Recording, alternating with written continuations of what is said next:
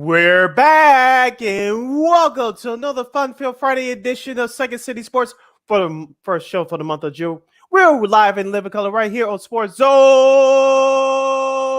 Chicago, along with Mr. King McGee, which is she.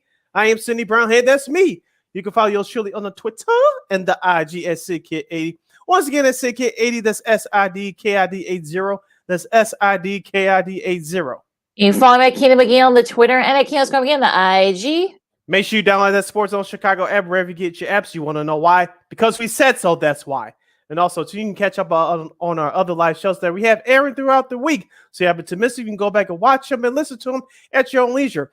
Make sure you download that Sports Zone Chicago app today. Speaking of Sports Zone Chicago, you can always follow us on all social media platforms on Facebook, Twitter, Instagram, and YouTube. Please find Sports Zone Chicago on all social media platforms on Facebook, Twitter, Instagram, and YouTube. You want to subscribe to our podcast? We know you have been doing, but for those of you that haven't been doing it, please do so today by subscribing to our podcast at War Media Podcast. That's WARR Media PODCASTS. We're available on all podcast platforms, including the iHeartRadio app. Speaking of War Media, you can always follow them on all social media platforms on Facebook, Twitter, Instagram, and YouTube. Once again, please follow War Media at WARR Media on all social media platforms on Facebook, Twitter, Instagram, and YouTube. And thank you very much in advance for your support. Like, share, subscribe, and tell your friends. We are unapologetically fun, and we have very definite opinions. If you have any definite opinions during our 2-hour extravaganza we call a Sports Talk Radio Show, you can always hit us up in the comment section at Sports Zone Chicago's Facebook page or at Sports Zone Chicago on YouTube. Type in your questions or comments in the comment section. Lakeena will get them up on the screen for you. But if you decide to troll and or do something silly or stupid, I've given Lakeena full power to give you fools the Jimmy Butler boot. Bye. But before we begin, we must remind you can also catch Sports Zone Chicago now available on Roku TV. That's right. So celebrate with the squad and get with the program. Sports Zone Chicago is now available on Roku TV. If you already have a Roku television, just tap on that sports folder and download that Sports Zone Chicago app through that avenue. If you don't have a Roku TV, you have some handheld devices laying around. iPhone, iPad, iTouch, your personal PC like Lakeena's using right now, or your Chromebook like I'm using right now. Just go to that Google Play Store and download that Roku TV app and access Sports Zone Chicago through that avenue. So no more excuses. Celebrate the squad and get with the program. Sports Zone Chicago is now available on Roku TV. Anytime, anywhere you want. And you know we will provide. Brother. Speaking of hitting on the right tune, Lakeena, let's start off this Friday edition of Second City Sports by giving our thoughts on the 2023 NBA Finals. It took place in Denver on Thursday night between the Denver Nuggets and the Miami Heat. The Denver Nuggets came out on top by the score of 104-93. Nikola Jokic, your two-time MVP before the season, he had a triple-double in his finals debut. The last time that took place was Jason Kidd of the then New Jersey Nets back in 2002 versus the Lakers. Nikola Jokic had 27 points, 10 rebounds, and 14 assists, while Bam Adebayo led Miami with 26 points and 14 rebounds. Overall, Denver shot 50% to Miami's 40%, but in the three-point category, Denver shot it at 29% rate, Miami at 33% rate. Lakeena, this is just plain and simple. The Denver Nuggets dominated the entire way. Miami never led in this ball game. Nikola Jokic was a facilitator in the first half. He dominated scoring rise in the second half, but it was the role players for the Denver Nuggets that got off to a hot start, in which Nikola Jokic inserted his dominance in the second half to help carry the home team to an early 1-0 series lead. Yeah, I mean, it's not rocket science. I've seen people, various folks, on First Take and on the other shows saying that. First Fake. I'm sorry. Well, yeah. Well, look, I think it's not rocket science. I know I heard JJ Redick said, well, yes, the Nuggets hit some of their shots. Yes, Murray hit some big shots late, and Jokic got his share, blah blah blah. But for me, I think the whole thing is about Miami just didn't make their shots. They had open looks. I mean, Vince had open looks. Duncan Robinson had open looks. Max Strus had open looks. Jimmy had some open looks. They just weren't falling for them. And look, they got it down to like eight, about eight with about like 33 minutes left in the third. Mm-hmm. They just couldn't capitalize. And Michael Porter Jr. Had a couple of big shots. Murray had a couple of big shots, and I think Jokic had a couple of too. So look, it was just one of those things where Denver wasn't really all that dominant. It's just that their shots were falling. That was it, and the Miami's weren't. It's not really rocket science. Look, Butler struggled from the field. Strauss was over 10 from both the field. Over like 20 from like the field and the 3-point range. That's not going to do it for you. Vincent had his struggles from the field. Bam actually was okay, but he could have done better. Caleb Martin had a couple of open looks. He missed. So it's one of those things where you just like, look, Denver wasn't really all that impressive. I'm sorry, they weren't. It's just that Miami shots weren't hitting. And look, I got Miami in 7. We weren't on Monday, but I have Miami in 7. And I think, look, this is just one of those things where, look, you don't win the finals in any kind of championship in one game, especially at best of 7 in game 1. Yeah, you could lose it, sure, but they get a couple of days off. I'll talk about Miami. They get a couple of days off, so we'll see what happens after that. Now, if this same thing happens and Denver ends up winning game 2, then then we can talk about it. But right now, I'm just like, it's game 1. It is what it is. Let's just move on.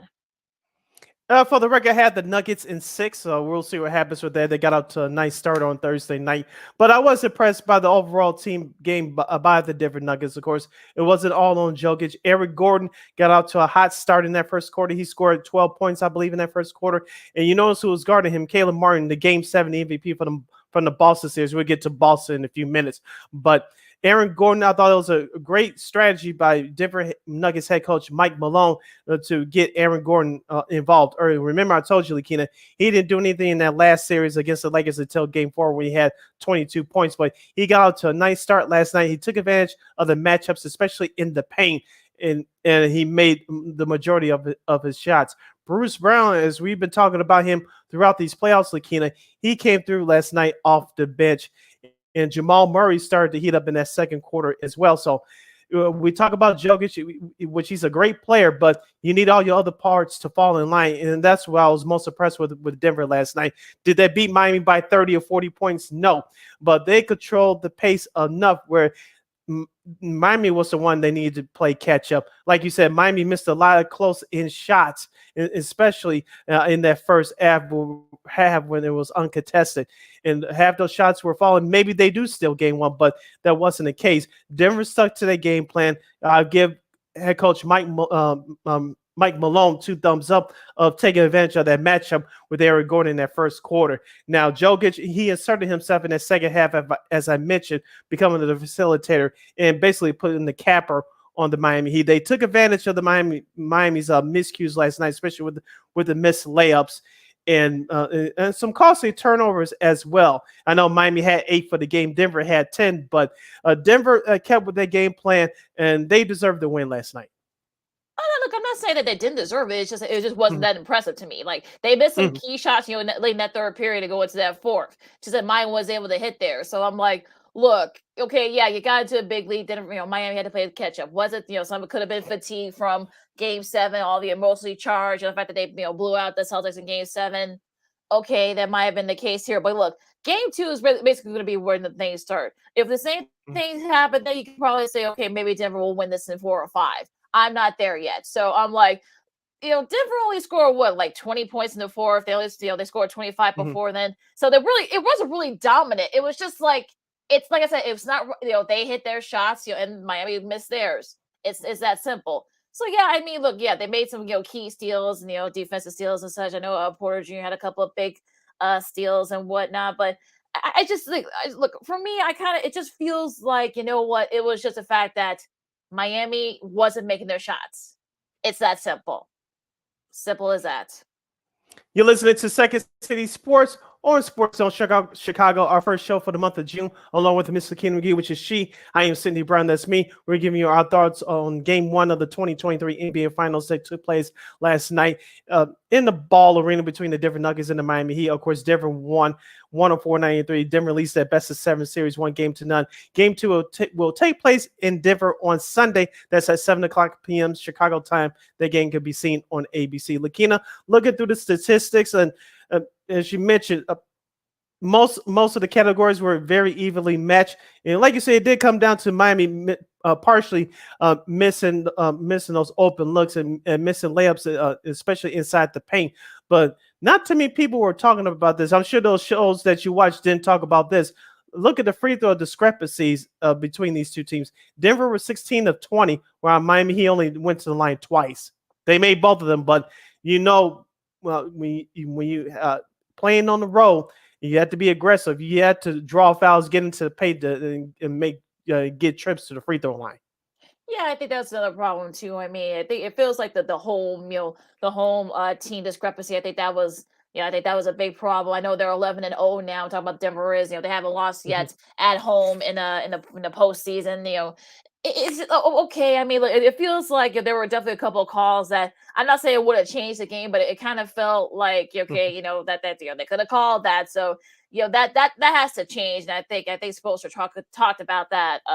Coach Spoelstra talked about that last night. Now, okay, yeah, look, Jokic and Murray, they're second pair of teammates to each have 25, at least 25 points and 10 assists in the NBA Finals game. They joined Magic and Worthy, who they did. I think it was in Game 3 of that series in '87 against Boston. I mean, look, it just felt like there was a whole lot of like weird discrepancies there. I mean, if it wasn't for like certain things, other stuff that was happening, I just like I said, it wasn't okay. Look, Denver took advantage of some of the miscues by Miami. To me, that's it's that simple.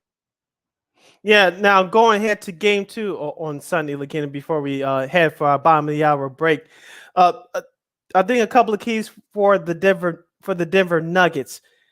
You have to continue to play well. Your supporting cast will have to show up and show out. As I mentioned, Aaron Gordon did his thing last night, especially in the first quarter, to get the offense started for Denver. Jamal Murray picked it up in the second quarter, and that Nikola Jokic is going to get his points. So I think for Denver, you have to keep up that scoring from your supporting cast and let Jokic do his thing because he's going to get his points.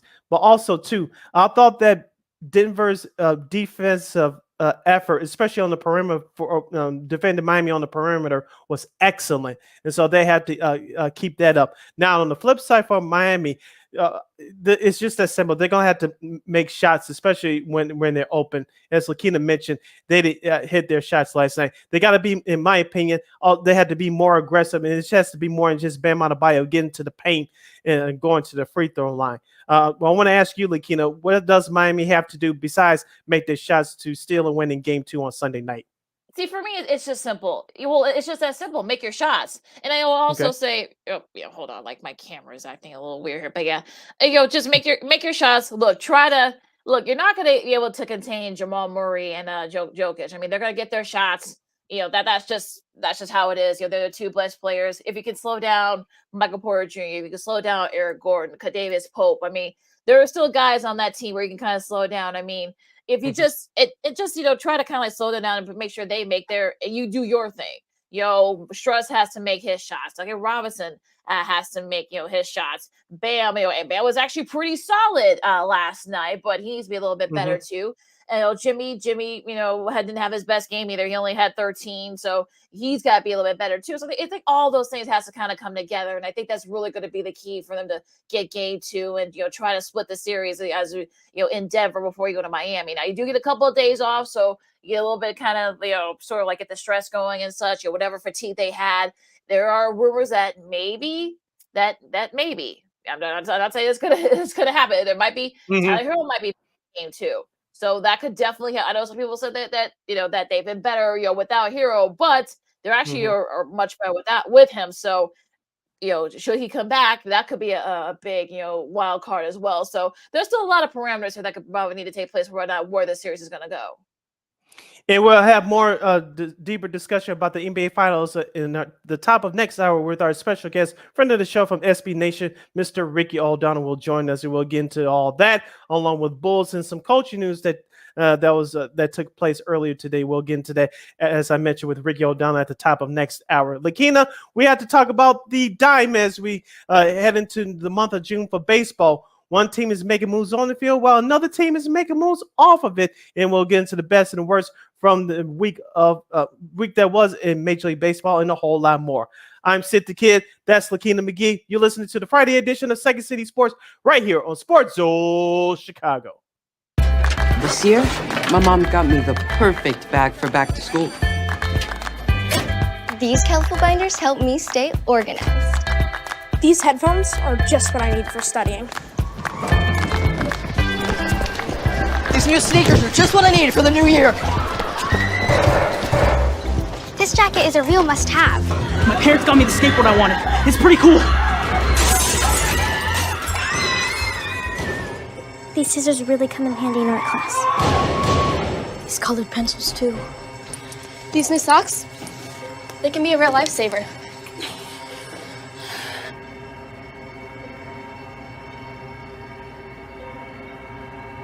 And I finally got my own phone to stay in touch with my mom.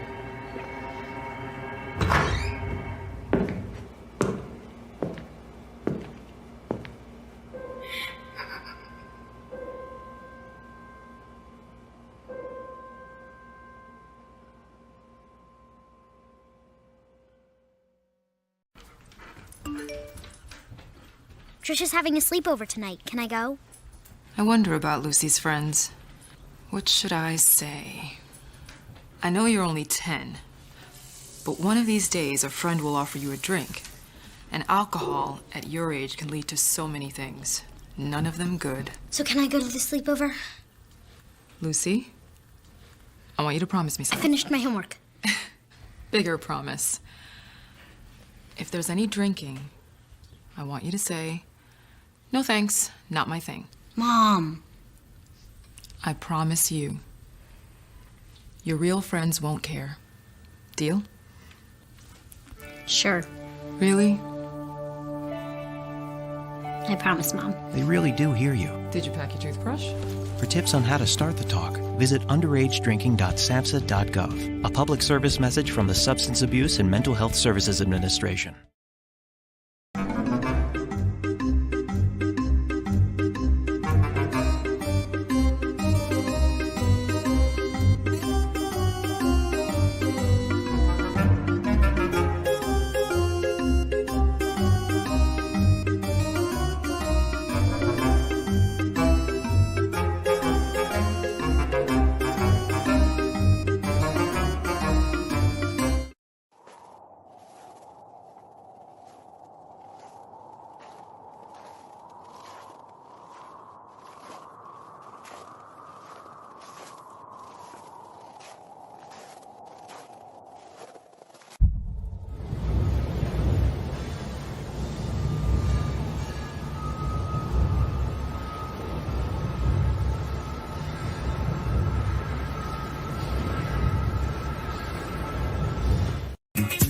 Hey, this is Dr. J, and I listen to Sean and Maya in the morning.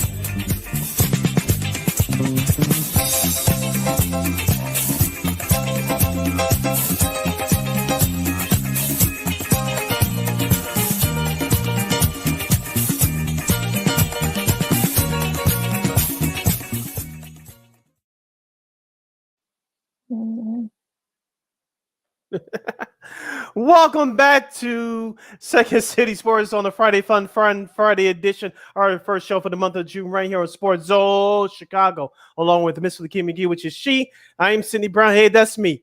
You can follow yours truly on the Twitter and the IG at SidKid80. Once again, that's SidKid80. That's SIDKID80. That's SIDKID80. And you follow Lakeena McGee on the Twitter and Lakeena McGee on the IG. We have less than 90 minutes left of this extravaganza we call a Sports Talk Radio Show. If you want to hit us up in the comments section, you can do so by going to Sports Zone Chicago's Facebook page or Sports Zone Chicago on YouTube. Type in your questions or comments in the comments section. Lakeena will get them up on the screen for you. All right, Lakeena, let's get into some baseball. We'll start off locally for both of our Chicago teams. We'll go to the north side first. The Chicago Cubs, Lakeena, take 2 or 3 from the Tampa Bay Rays, the best team in baseball at the Franklin confines, but it comes at a cost as a starter left-hander Justin Steele injured his forearm, his pitching arm, his left hand, his forearm tightness. He had to leave the game in the third inning on Wednesday, and the Cubs had a chance to sweep the Rays. As I mentioned, they didn't get it done, but the way this team has been playing lately after being swept by the Reds over Memorial Day weekend, you take 2 or 3 from the Rays, but it comes at a cost, and David Ross and company will still have another hurdle to overcome as they try to get back to 500. Yeah, I mean, it's one of those things where you're like, of course, they get swept by the Reds, but yet they take 2 out of 3 for the Rays. I mean, yeah, they let a couple of chances slip away. Justin Steele was actually, I think, had a no hitter going on before his forearm tightened up. It doesn't look like he's going to need Tommy John, so that's good news there in that front. But look, they actually were pretty decent in this series. I mean, Stroman was very solid. He had a 1 hitter in that first game of Memorial Day. It was really solid series by a lot of guys and whatnot. And look, I know they're only 4.5 back, which look, I know Cubs fans, they're 7 games under as we're recording this. I know folks are still a little bit antsy because yes, though the bullpen hasn't been very good. Jameson Talon has not been a good sign, at least so far, for the Cubs. But look at the positives. I mean, you're still right there. You're only 4.5 back in the NL Central. No one's pulling away from this division. So, look, it is what it is with that. I mean, look, Nico Horner had a home run that Tuesday game. The bullpen was actually pretty good. It actually showed a little bit of a good sign there. So, I think you got to be feeling a little bit encouraged by that. Look, that's not easy doing against one of the best teams in baseball. So I think Cubs fans should be pretty fortunate. Look, excuse me, but look, are there some games that you look at the bullpen, could have done something better? But yeah, look, it is what it is with that. But look, very solid. I know people are wondering, should they trade Stroman in the trade deadline and such and such, but.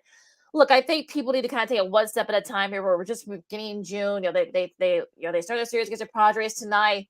Then we'll see, where they're at this point. But look, considering where they could have been, where the people thought they were going to be this year, you got to be feeling pretty good if you're a Cubs fan so far. Yeah, you brought up Marcus Stroman. That was a great performance the other night against Tampa Bay. As I said before, and I'll say it again, he's your lone all-star representative for the Chicago Cubs. Let's talk about Kyle Hendricks in his second start in that series against Tampa Bay. He was tremendous as well. So if you get anything more out of Kyle Hendricks, and that's going to add that much more better value to your pitching staff. As you mentioned, Justin Steele going down in that last game on Wednesday against Tampa Bay. Like I said, thank goodness there's nothing more serious as we know right now. So I know they had to bring up Hayden Wisniewski, who pitched well in relief of Justin Steele the other day before giving up their first hit in that 7th inning the other day. But as we said before, this Cubs team will go far as their starting pitching and their defense. They got to tighten up their bullpen. Like I said, Mark Leiter Jr., he failed on Wednesday, but that bullpen was good the first 2 games of that series against Tampa Bay. So as we said before, and I'll say it again, the offense for the Cubs is not a problem. Trey Mancini coming off the bench. Dansby Swanson looks like he's starting to swing a hot stick. Seiya Suzuki and Matt Mervis, he's going to come along. Remember, folks, he's a rookie. He's not going to hit you 30 home runs right away. It doesn't happen. So the offense for the Cubs is not a problem. As long as you average between 4 or 6 runs a game, that should be good enough for this pitching staff. It's just that you got to tighten up that bullpen. Yeah, no, we saw a little bit of the old Kyle Hendricks in that game on Tuesday. He actually was pitched actually a pretty good gem. I wasn't worried about that first start he had against the Reds last week. But look, I think considering where they were, I mean, look, yes, were there a few of those losses, the bullpen, actually let some games slip away? Yes, but I'm not going to sit here and say that, I thought the Cubs were going to win the World Series or win the division. No one had that. If you thought they were going to win the division, I don't know what y'all were looking at. But look, Bellinger should be back, next week, so that should help a little bit. We forget about that too. Yeah. Seiya should start. Is starting to heat up a little bit too. You got Morel's doing his thing. Matt Mervis is doing his thing. Ian Haspin actually been pretty solid, was solid in that Rays series. So yeah, I think the things are coming together for the Cubs. They just need to tighten up that bullpen. And I know some people are questioning whether or not David Ross is the guy for the job. Let's Louis wait till the end of the season, before we start making those kind of proclamations. Okay. So I think people kind of need to just slow down on that.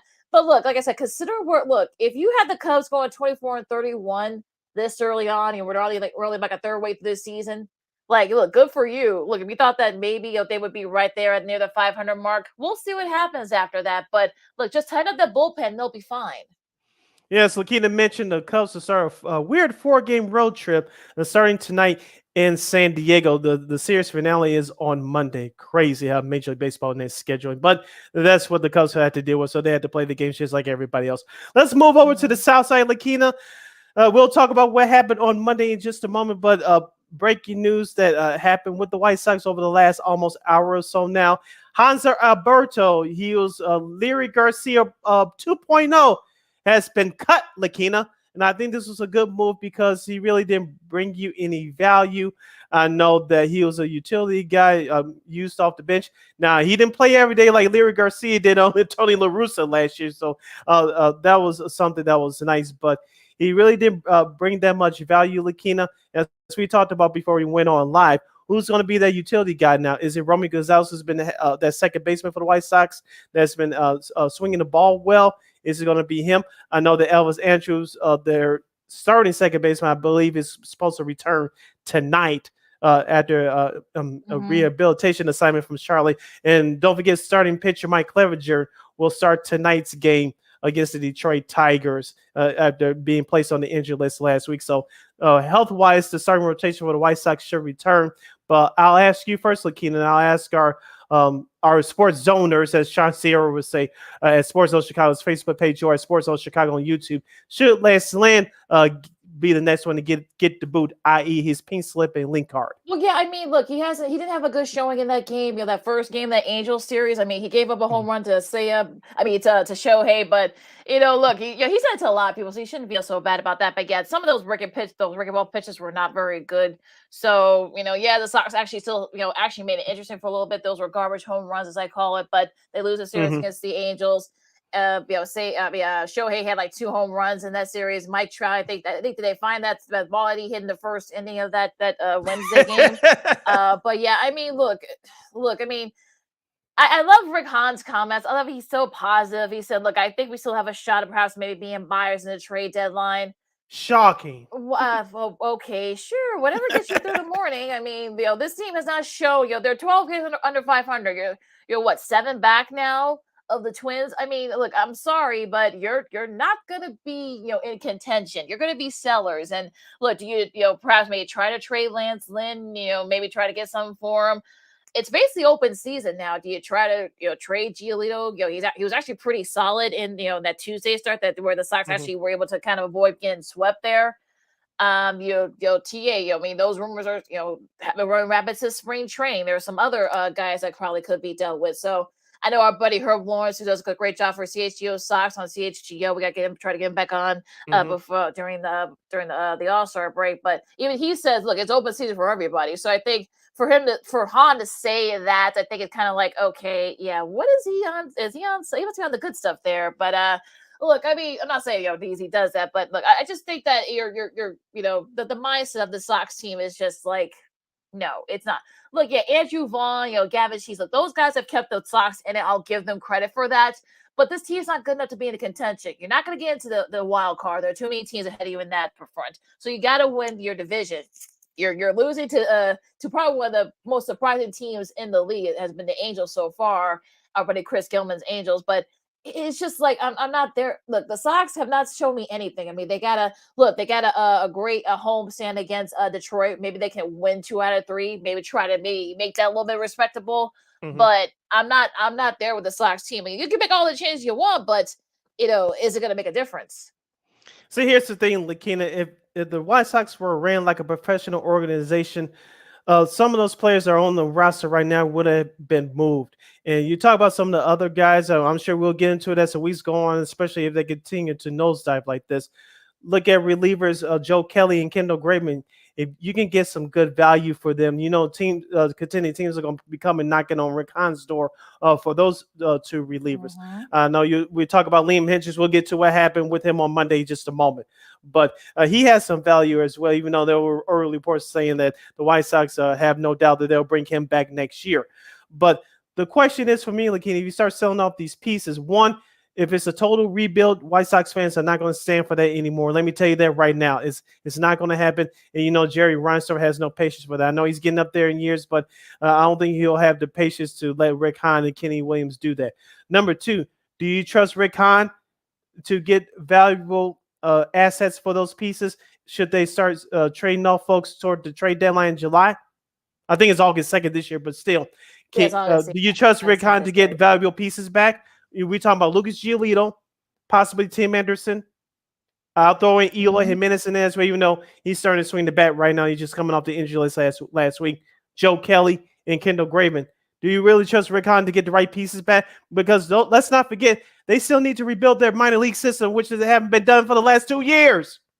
It's one of those days where you're kind of like, I know I heard Mark Silverman from Waterless on ESPN Chicago say this, but should they perhaps get rid of Hahn and maybe Kenny Williams had even less of a say? How about Theo Epstein? I don't think Theo is going to want to. I think he's happy where he's at. Being like the kind of one of the head honchos in baseball. Maybe a commissioner within the next few years. Maybe there's some rumors about that's been going on the last couple of years. Would you want him to probably come on and perhaps maybe run the Sox? I would be open to that idea. Like you said, realistically, I don't know if he wants to do that, but I'll be open to the idea. Sometimes you got to people voices outside the organization that can look at it through a logical lens. They know something better than you can. They're looking at it through tunnel vision. Some voices that are respected within the game that can see how you operate. Like, this is not the way you operate a franchise. This is not a way you put a roster together either. So some voices that are respected from the outside can come in to tell you better than what you are doing on the inside, because the way the White Sox have ran the organization over the last several years has not been good. Lakeena, we talked about this before. We'll bring it up here again. All those players that I mentioned and the players that are part of the quote-unquote core right now, I'll just mention them, like Dylan Cease, Eloy Jimenez, Michael Kopech. Remember, those were prospects with other teams. Yeah. They were not homegrown, folks. Nope. Yeah, people forget about that. No, those guys are homegrown. So, they didn't come from the Sox farm system. So I think people need to kind of remember that. And that's been the one of the problems, that the Sox haven't been able to rebuild that farm system. So, just a name. I don't think he would do it just because I think he wants to be commissioner of baseball at some point within the next maybe 3 or 4 years. So we'll see what happens on that front. But yeah, I don't think that's going to happen. I mean, I'm sure White Sox fans wouldn't mind having Theo there, but it's not, as long as Jerry Reinsdorf's there, that's not going to happen. So I want to get into the rest of the MLB for this week. Kodai Senga from the Mets, he had a gem against the Phillies early this week. Only 1 hit, 9 strikeouts, and for me, I think this has sort of like been the most impressive. He only gave up just 1 hit, like I said, in 7 innings. He has 70 strikeouts already because he's a rookie. His first 10 games, the third most by a Japanese-born pitcher in MLB history. Joining Hideo Nomo and Masahiro Tanaka. So we'll see how he looks, but he looked really good in that Monday game against the Phillies. So that was really good. And another one for me is the Orioles. I mean, look, they've got 8 games. Well, they got 36 games right now, but yeah, this is like the quickest they got 35 wins right now. They've lost yesterday, but this is actually the earliest the second game in the second time in franchise history, I should say, that the Orioles have reached 35 wins before June 1st. They had 36, before June, and all the way back to '97 when Cal Ripken Jr. was still playing in the league. It was playing. We're getting old. I know, right? Good Lord, but yeah, they've looked really good. I'm talking about the Orioles. I know the Diamondbacks. I know they're tied. They lost 2 out. Unfortunately, Orioles lost 2 out of 3 to the Guardians. Unfortunately, for all you White Sox fans, but.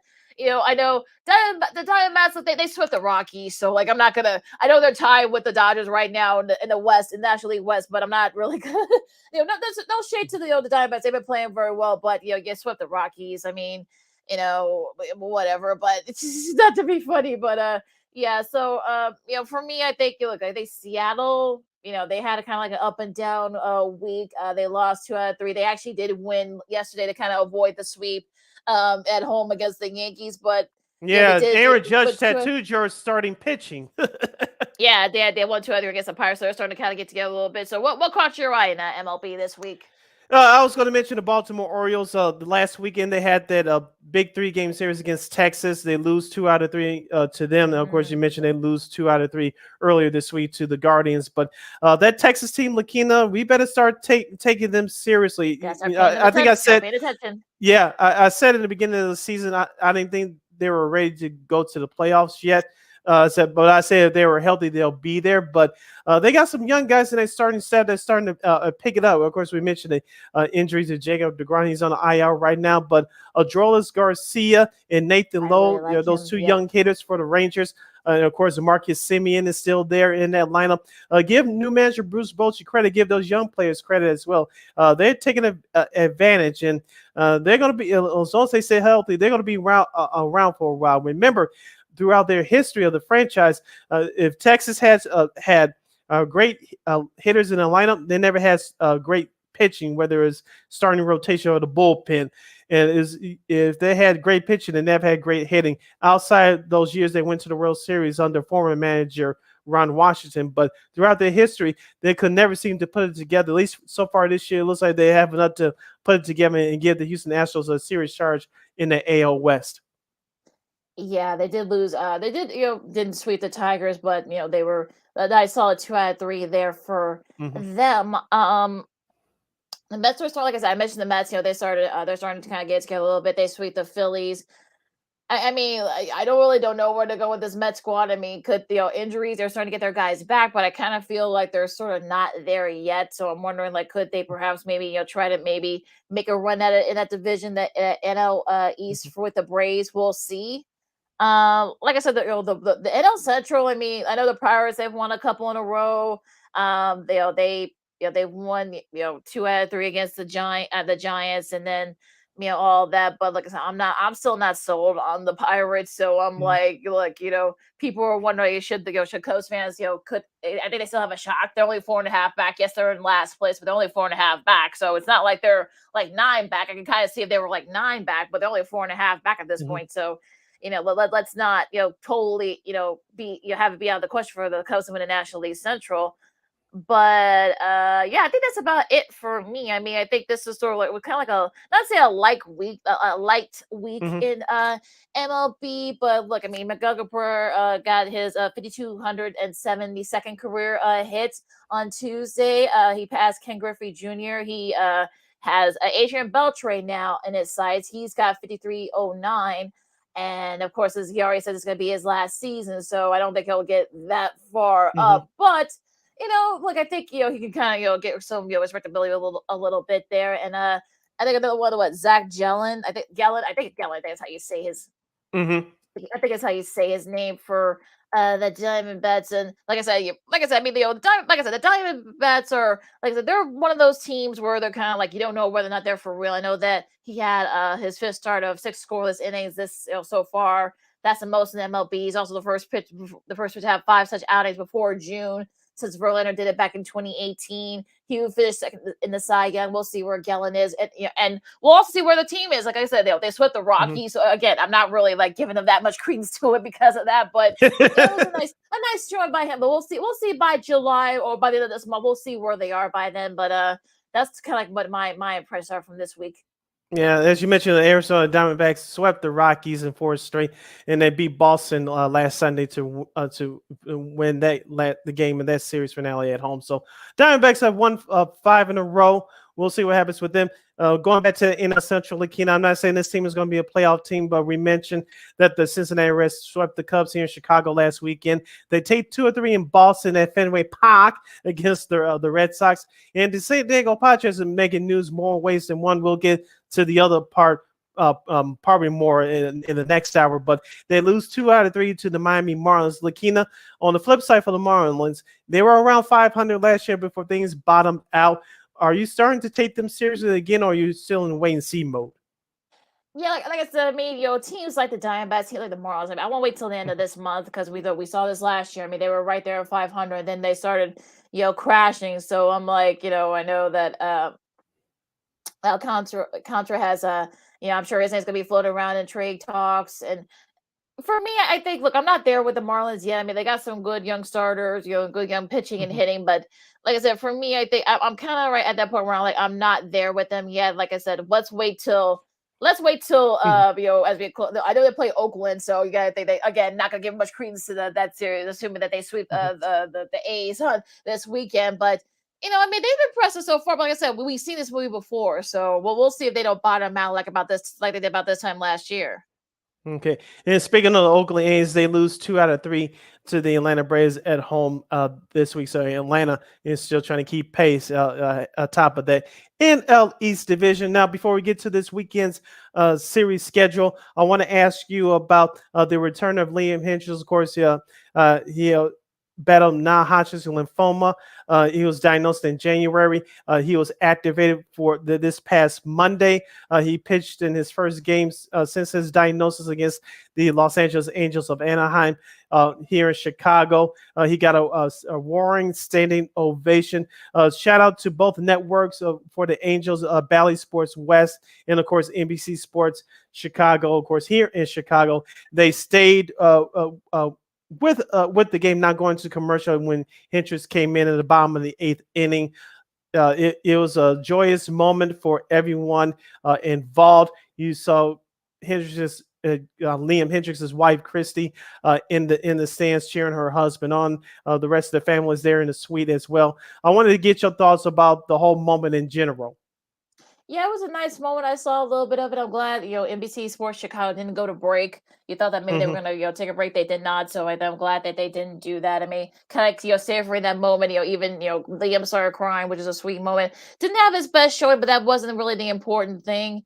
Mhm. And he looks good. He said he feels good. And look, I mean, we talked about that article that a couple of his friends wrote, like a first person article. They said that cancer picked the wrong guy, and then they sure did. They did. Mhm. They picked the wrong guy. So he did kick his ass. So again, his name's been brought up in trade talks too. I mean, if he is well enough, of course, he still has to do, like, checkups and whatnot to make sure Yeah. everything is okay. So you wonder, like, will the Sox take that into consideration if they if he is pretty good during these next couple of months before the trade deadline in August. So it'll be interesting to see what happens. But yeah, it was a really great moment, and unfortunately they lost. But and Mhm. he didn't have his best showing. But look, that wasn't really the stats weren't important in this case. Yeah, I couldn't agree with you more. And of course, Liam did not pitch in those last 2 games of the Angel series. Of course, the White Sox will host the Detroit Tigers on the South Side this weekend. So hopefully he'll get in perhaps 2 of those games, perhaps all 3. We'll see. Now, going to the schedule for this weekend's games from the world of baseball. As I mentioned, the Tigers and the White Sox will get it on the South Side starting tonight. Mike Clevenger will start for the White Sox. Dylan Cease will start tomorrow, and Michael Kopech will start on Sunday. So the Tigers and the White Sox will a 3-game series on the South Side. Tonight on Apple TV Plus, your regional doubleheader looks like this.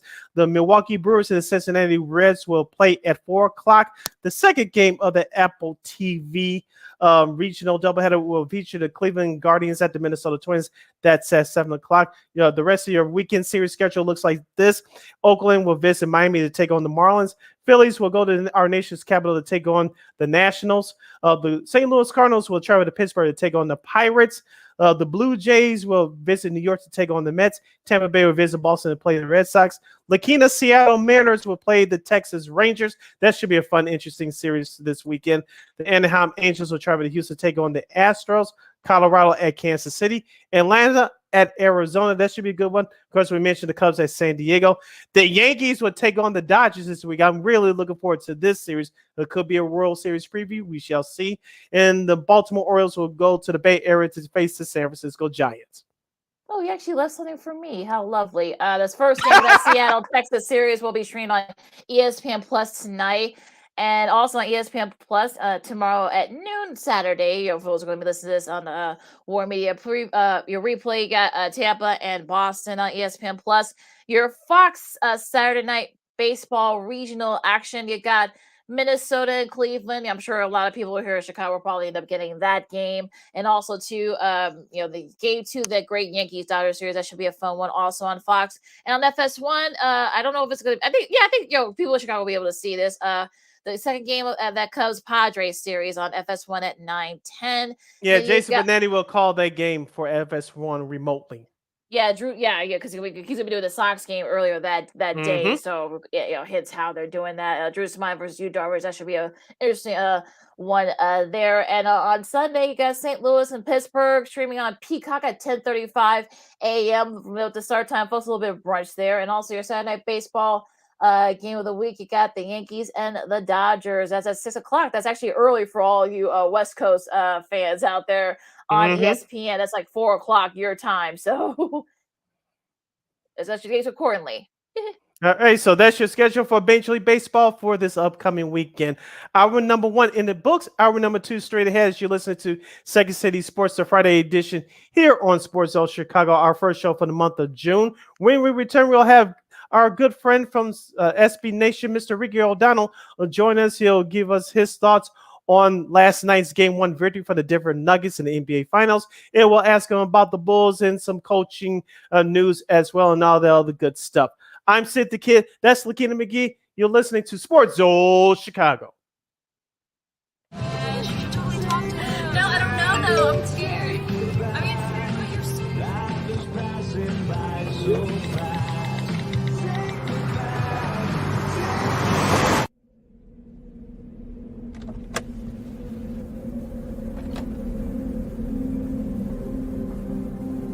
Do you know that you're in my lane? No, not at all. Are you not paying attention? Are you texting? I was just checking in with my mom. I was telling her that I thought we'd be home by 6. It's okay. There's enough time. Just pay attention. I'm not even halfway through my text. There's no way. I'm not even going to look up. My babies are in the car. You have to pay attention. It's just supposed to be a quick text. I'm so sorry.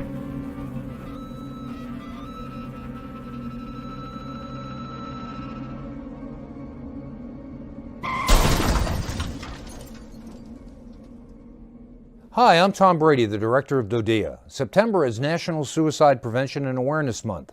The simple act of reaching out and caring for those in our communities is something we all can do.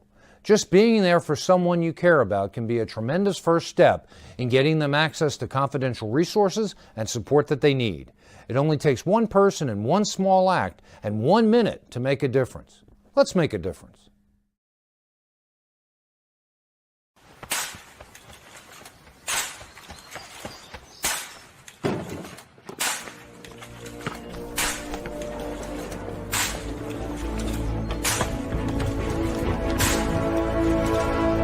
Move it!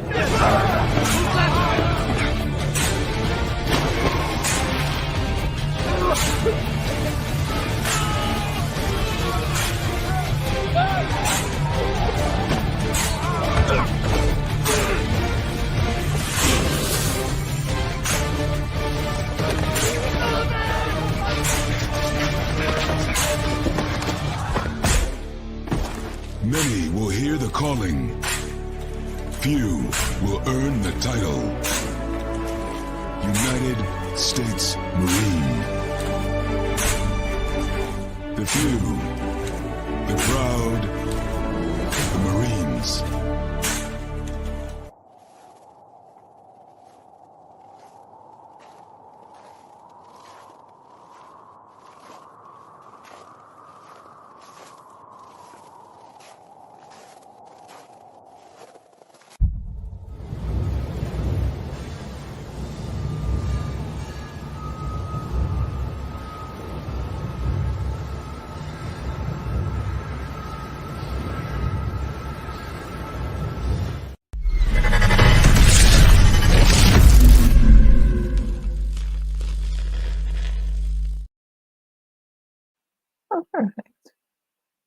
Welcome back to hour number 2 of Second City Sports, our fun Friday fun edition, the first for the month of June, right here on Sports Zone Chicago, along with Mr. Kim McGee, which is she. I am Sidney Brownhead. That's me. You can follow yours surely on the Twitter and the IG at SidKid80. Once again, that's SIDKID80. That's SIDKID80. That's SIDKID80. You can follow me at Keenan McGee on the Twitter and at Keenan's going to get on the IG. We got less than 55 minutes or so left for this extravaganza we call a Sports Talk Radio Show. You have any questions or comments for us, especially for our next guest, you can hit us up on Sports Zone Chicago's Facebook page or at Sports Zone Chicago on YouTube. Type in your questions or comments in the comments section. Lakeena will get them up on the screen for you. All right, Lakeena, let's not waste any time as we dive in deeper to the 2023 NBA Finals between the Denver Nuggets and the Miami Heat. Of course, Denver won Game 1 last night, 104-93, to take an early 1-0 lead in that series. To discuss that and a whole lot more from the world of basketball, let's bring in our good friend from SB Nation, Mr. Ricky O'Donnell. Ricky, welcome to our show. Thanks for having me. Yeah, how's it going? I'm good. Enjoying a fun NBA Finals series. I think it's going to be a really interesting offseason around the NBA too. So always good stuff going on in basketball. Yeah, no doubt about that. No, you go ahead, Sid. Sorry. Okay. Yeah, let's start off with last night's Game 1 between the Nuggets and the Heat. Of course, Denver won it by 11 points. Of course, Nikola Jokic with another triple-double in his NBA Finals debut. But, Ricky, my question for you is, how impressive were you from Denver's performance? I thought that I'll take it back to the first quarter of the game last night. Aaron Gordon, who scored 12 points in the first quarter, I thought it was genius of Denver Nuggets head coach Mike Malone to get Aaron Gordon off scoring-wise last night. He took advantage of some smaller guys guarding him, especially in particular Caleb Martin, who was guarding him in the post last night. I want to get your thoughts about the Denver Nuggets performance in the first half from their role players. Yeah, they looked awesome. They looked very well rested. Obviously, they swept the conference finals, so while Miami was fighting for its life in Game 7, Denver was just saving their legs, getting fresh for the NBA Finals, and I think you could see that play out in Game 1. I thought that Denver's size advantage over Miami was the biggest thing that jumped out. Denver's so big at like every position. Jokic being 7 foot 280 is really one of the reasons why he's so good. I mean, he's one of the heaviest players in the league. How many NBA players weigh 280 pounds? The guy's built like a NFL offensive tackle, and he passes like Chris Paul. It's a pretty good combination.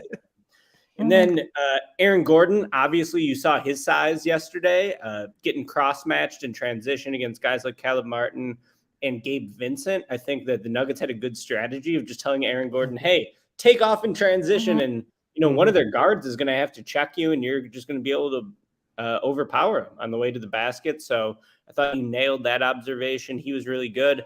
And then even Michael Porter Jr., 6'10", is a small forward. We know he's a great shooter. Impossible to contest a shot when you're 6'10". And then even defensively, he's never been known as a great defensive player, but he made a couple nice blocks from behind on Jimmy Butler yesterday. So I thought the Nuggets just look really, really big and really fresh, and the Heat look a little run down. And also wonder, does that Denver altitude maybe work against Miami? Some tired legs there maybe for their shooters. Max Strus shooting 0 of 9 from 3. It'll be interesting to see how the rest of the series plays out, but to me, Denver looks like the better team. What do you think about Tyler Hero's chances of playing Game 2? I mean, that was sort of like, I guess, what they were going for when he broke his hand. He's testing it out. They get a couple of days off before they play again on Sunday. So do you like his chances of playing in Game 2? Yeah, I think you might as well dust him off, see what he can give you. I'm worried about him defensively, though, because the Heat have gone on such a great run without him, in part because they have no weaknesses defensively, really, with the guys they've been playing this postseason. But Hero is a little bit of a liability on defense. He's pretty small. He's pretty weak. And I just can envision, Aaron Gordon trying to run him over as soon as he gets back on the floor. And they're going to make him defend, I think, if he is on the floor. And so on the other end, it comes back to Tyler Hero needing to hit shots, hit pull-up jumpers. The Nuggets mostly play a drop defense, so they'll give you pull-ups, but you got to hit them. They're hard shots. They're not going to be easy. So I do think Miami needs the offensive juice, because I don't think Miami is going to be able to stop Denver's offense. Feel like Denver's offense is just so much more consistent than Milwaukee and Boston, who are great teams, but they just had a tendency to forget how to score for like 5 minutes at a time. And that doesn't happen with Denver. Like Denver just gets good looks pretty much on every possession, whether they're hitting shots or not. And last night, all the talk was about Miami not hitting their threes, but Denver didn't hit any threes either. Miami made 13 threes to 8 from Denver, and Denver, was under 30%. So yeah, I think Miami's offense is going to need to wake up. It's going to be hard to outscore Denver, but that's how they're going to have to win the series. I don't think they're going to slow down Denver on defense. They're going to have to outscore them. So someone like Tyler Hero, his return would be welcome. Yeah, we talk about Miami's offense. You mentioned that they struggled last night, missing open shots and missing a lot of closer shots within the paint as well. But I thought that Denver, even though they're not a great defensive team, I thought their defense at the perimeter was excellent last night. Talk to us about that, because when Miami was contested at the three-point line, they couldn't hit the bar, and I thought Denver's defense at the perimeter, especially in that first half, was excellent. Yeah. Denver's got some good defensive players on the team. Gordon's good defensively. KCP's good defensively. Bruce Brown gets after it defensively. So to me, it looked like, what Denver's strategy was on defense was just try to clog the paint. Don't let Miami get layups. Mm-hmm. You saw Miami only had 2 free throws. The reason you end a game with 2 free throws is because you're not attacking the basket. And Denver did a pretty good job there. Like, there's so much made about Jokic's defensive shortcomings, but I would say Jokic, he's not a bad defender. He more just has strengths and weaknesses. Like, he's not a good shot blocker because he literally can't jump at all. But he's usually in the right spot, and he's huge. So, you have to go around him, and he's very large in the paint when he gets in the right spot. His positioning's good. And they have length and athleticism around him with guys like Kentavious Caldwell-Pope, Aaron Gordon, Bruce Brown. So, I like Denver's defense. I do think Miami was creating some pretty good shots, but they were missing them. If I'm looking to game 2, I'm saying Miami needs to attack the paint more. They need to get Jimmy Butler trying to get layups, because they settled for a lot of pull-up jumpers and a lot of threes that, like, maybe they'll make threes at a higher clip, but they're not going to get free throws unless they attack the basket, and they're not going to win this series if they shoot 2 free throws per game. Like, that's ridiculous. So I'd like to see Miami attack a little bit more, and you just wonder, how's Jimmy Butler's ankle? Gabe Vincent had an ankle injury too. Are those guys healthy enough to really put pressure on the Denver defense? We'll have to wait and see about that. Now, do you think maybe that Miami can, is really altitude becoming, because I'm seeing like a lot of, some people are calling it conspiracy theories about the altitude. I mean, Caleb Martin did play in Nevada, so you got to think he's probably used to the altitude. So how much the altitude really is a factor here? Have you guys ever gone hiking in the Rocky Mountains? No. Have had the pleasure. I've done it once, and I got really tired really quickly. So I would say that the altitude is a thing. I don't think it's the reason Denver won. I mean, Denver's never even been to the NBA Finals before, and they've been around since the 70s, right? So I don't think it's like the main factor in them winning. The main factor in them winning is that Jokic is the best player in the world. But the altitude, I do think, like, it works to their advantage for sure. And especially, like, a team like Miami, I think I saw that Miami is 6 feet above sea level and Denver's like 5,000 feet. So I assume that it's something. I don't think it's a major thing, but I think that it's something, and it just makes playing in Denver even harder.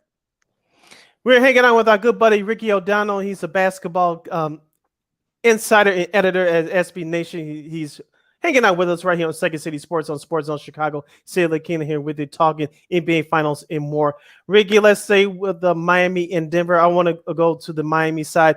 Head coach Eric Spoelstra, I know he has 2 titles coming from the LeBron James, Dwayne Wade, Chris Bosh era, but it seems to me that he's not been getting the respect that he deserves. And me and Lakeena talk about him all the time, that he's definitely a top 5, if not worse, the top 10 coach in the NBA right now. If you take the conference finals appearances of the 4 conference finals appearances from the LeBron James era away, he still has 3 in his pocket, still 3 more than a whole lot of coaches culture right now. And I heard someone say this on a podcast the other day: should Eric Spoelstra and the Heat pull this off and beat Denver in these finals, would you seriously consider Eric Spoelstra for the Hall of Fame?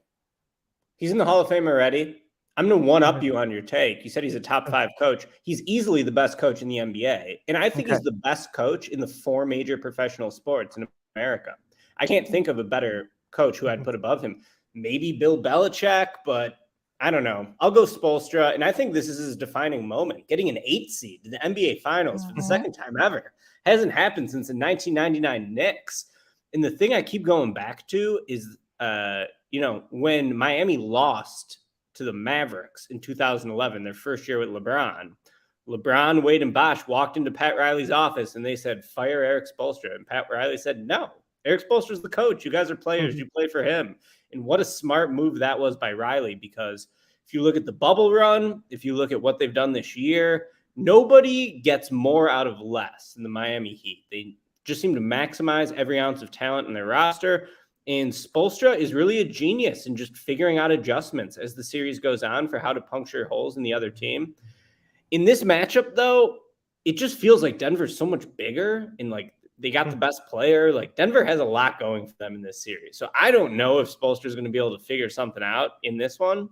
But man, he's proven me wrong every time. I thought that the Bulls were going to beat Miami in that play-in game because Miami just hasn't had they don't have a lot of talent on this team, quite frankly. Like Jimmy's awesome. Bam's very good. And after that, it's pretty uninspiring. But Spoelstra's figured out a way to, get up a lot of threes, which creates high variance, which is how you can win as an underdog. He's figured out some really good defensive strategies. And the Heat have been rolling. So I'm not going to count out the Heat yet. But after game 1, I think Spoelstra has his hands full because Denver just looks like the better team. Yeah, let's not give the Nuggets the title just yet, folks. I mean, and I've seen like a lot of these hot takes from folks saying, they did it during the Knicks series, they did it during the Celtics, especially when the Celtics came back, tied at 3. So I think let's slow down on giving the Nuggets a title just yet, because I got the Heat in 7, and I'm like poor Kendrick Perkins. I'm not wavering on that either. Now, it's, as far as Pat Riley is concerned, I mean, this is what his 19th trip to the NBA Finals. I mean, he has won as a player. He won 5 as a coach, and 5 as a coach. And he's won 2 already as an executive. So, just amazing what he's done. He's already in the Hall of Fame already, but. What do you think? What he's done? Like he's got 25% of the NBA Finals appearances. Especially should they win, should he does pull off the upset, quote unquote upset and win, or do you think this stands what Pat Riley's done? Yeah, Riley's awesome. He's an iconic figure in the NBA, no doubt about that.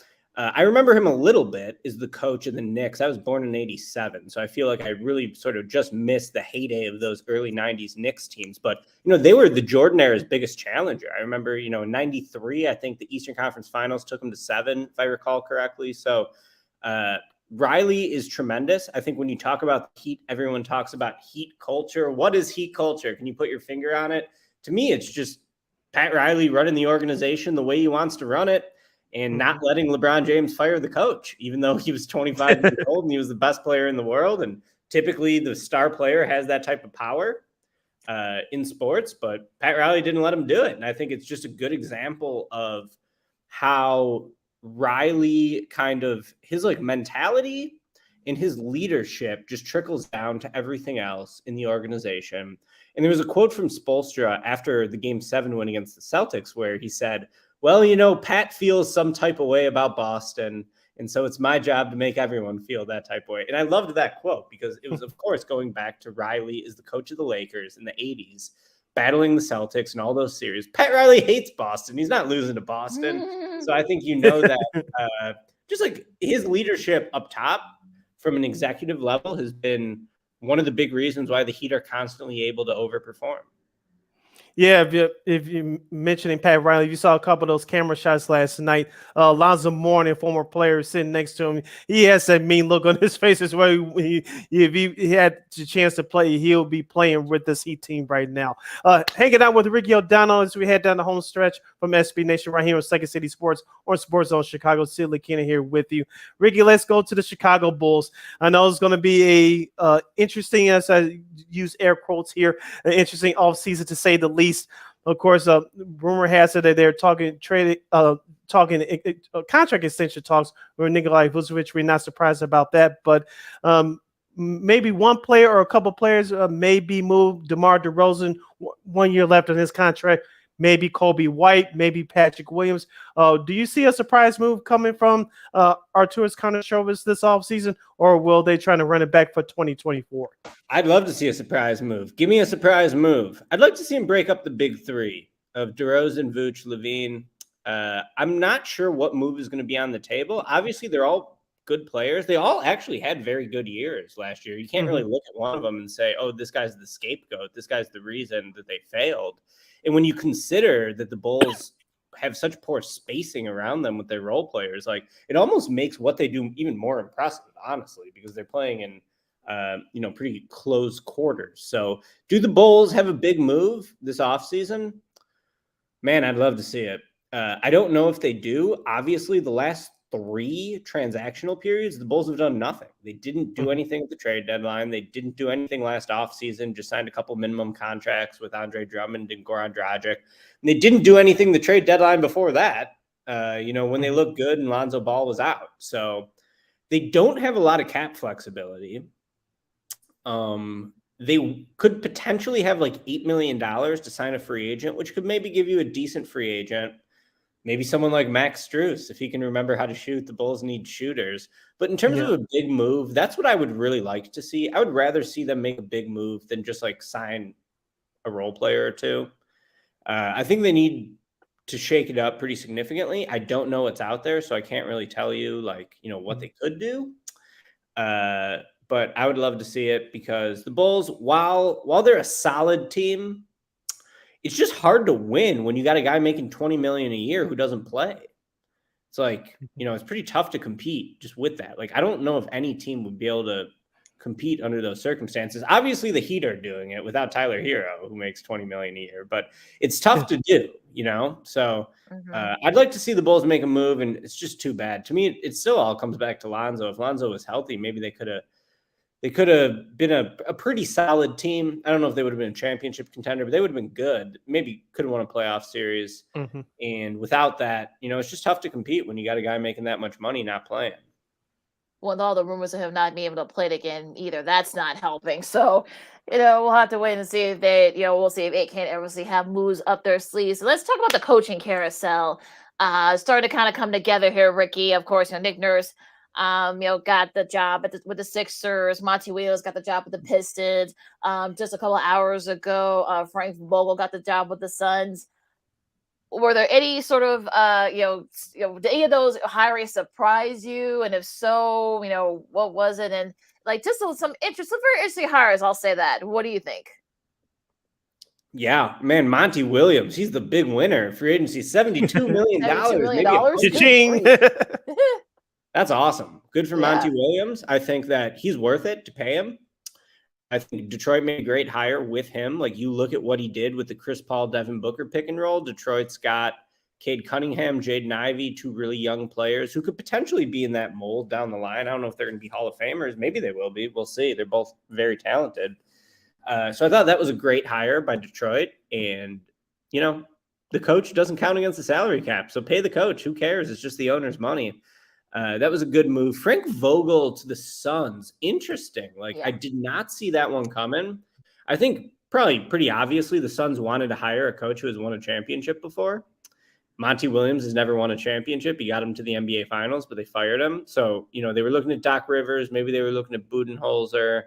And with Vogel's a good coach. He's not very flashy, but he's just very solid. He'll get him playing good defense. He'll get him taking the right shots. And, we saw him win a title with a Lakers team that was good, but maybe not a super overwhelming favorite inside the bubble. So I liked that hire, I guess, by Phoenix. It'll just be interesting to see how that plays out. They definitely need to improve the roster around Durant and Booker. They don't have much around those 2 guys. What happens with DeAndre Ayton in Phoenix, I think, will be interesting. He was beefing with Monty Williams pretty significantly over the last year. So, will he be able to gel with a new coach to a better effect? Will they trade him? We'll see. That'll be interesting. And Nick Nurse in Toronto, surprised by that one too. I think it's a sign that there's some teams that are probably eyeing Joel Embiid as oh, if Harden leaves, Philly's not going to be able to compete. We can get Embiid. But when you hire Nick Nurse, you're showing that, like, okay, we're trying to win still. Like, we're not going to rebuild. We're not going to trade Embiid unless he, like, totally forces his way out with, like, a, Anthony Davis or James Harden, like, trade demand. So a lot of interesting hires. And, Budenholzer's still out there. I wish the Bulls would fire Billy Donovan and hire Budenholzer, because Donovan, I think, is a good coach. Like, he's fine. He's average probably. But Budenholzer's awesome. He really turned around the Hawks. He turned around the Bucks. He's still out there. I don't know if he wants to coach this year. Obviously, he was through some personal tragedy, if you saw the reports during the finals. But, he's a great coach, too, still on the market. I want to ask you about the Los Angeles Lakers, Ricky. Of course, LeBron James was threatening retirement after they got swept by Denver. I didn't buy any of it personally. Of course, you hear all the pundits saying that they need to go after Kyrie to keep LeBron happy, even though LeBron James is getting toward the end of his career. Me personally, I think I want to ask you about Anthony Davis. Outside of 2020, this is the healthiest he's been in the past 2.5 years. If you're GM Rob Pelinka, do you seriously pick up the phone and listen to serious trade offers to improve the Lakers? What's the trade value out there for Anthony Davis? Wow. Yeah. I mean, how many players in the NBA are better than Anthony Davis? Not many. So I would say the Lakers need to get better around LeBron and Anthony Davis. Like, obviously they need to improve the roster if they're going to win the championship. They went on a good run. They were the 7th seed, got to the conference finals, played Denver close in every game, just didn't win any of them. So do you trade Davis? It's like, what are you going to get for Davis? Draft picks? Like, that's not going to help you win.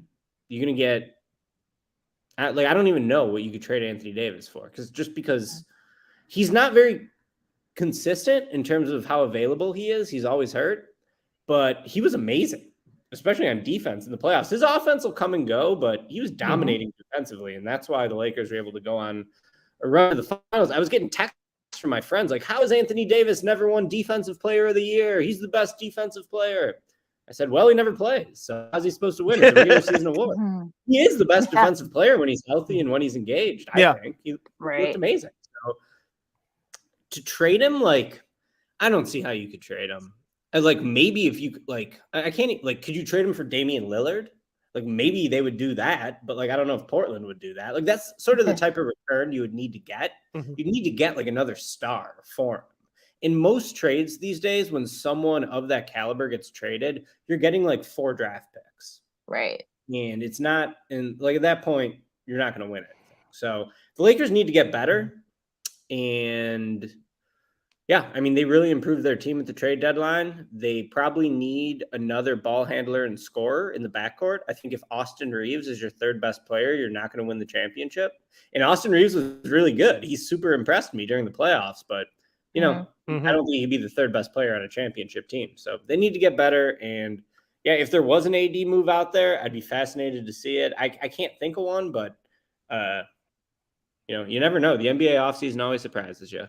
Well, the whole AD to Portland thing, I don't know if he might not want to go to Portland, so that's another thing. But Bob Myers, a longtime GM of the Warriors, stepped down earlier this week.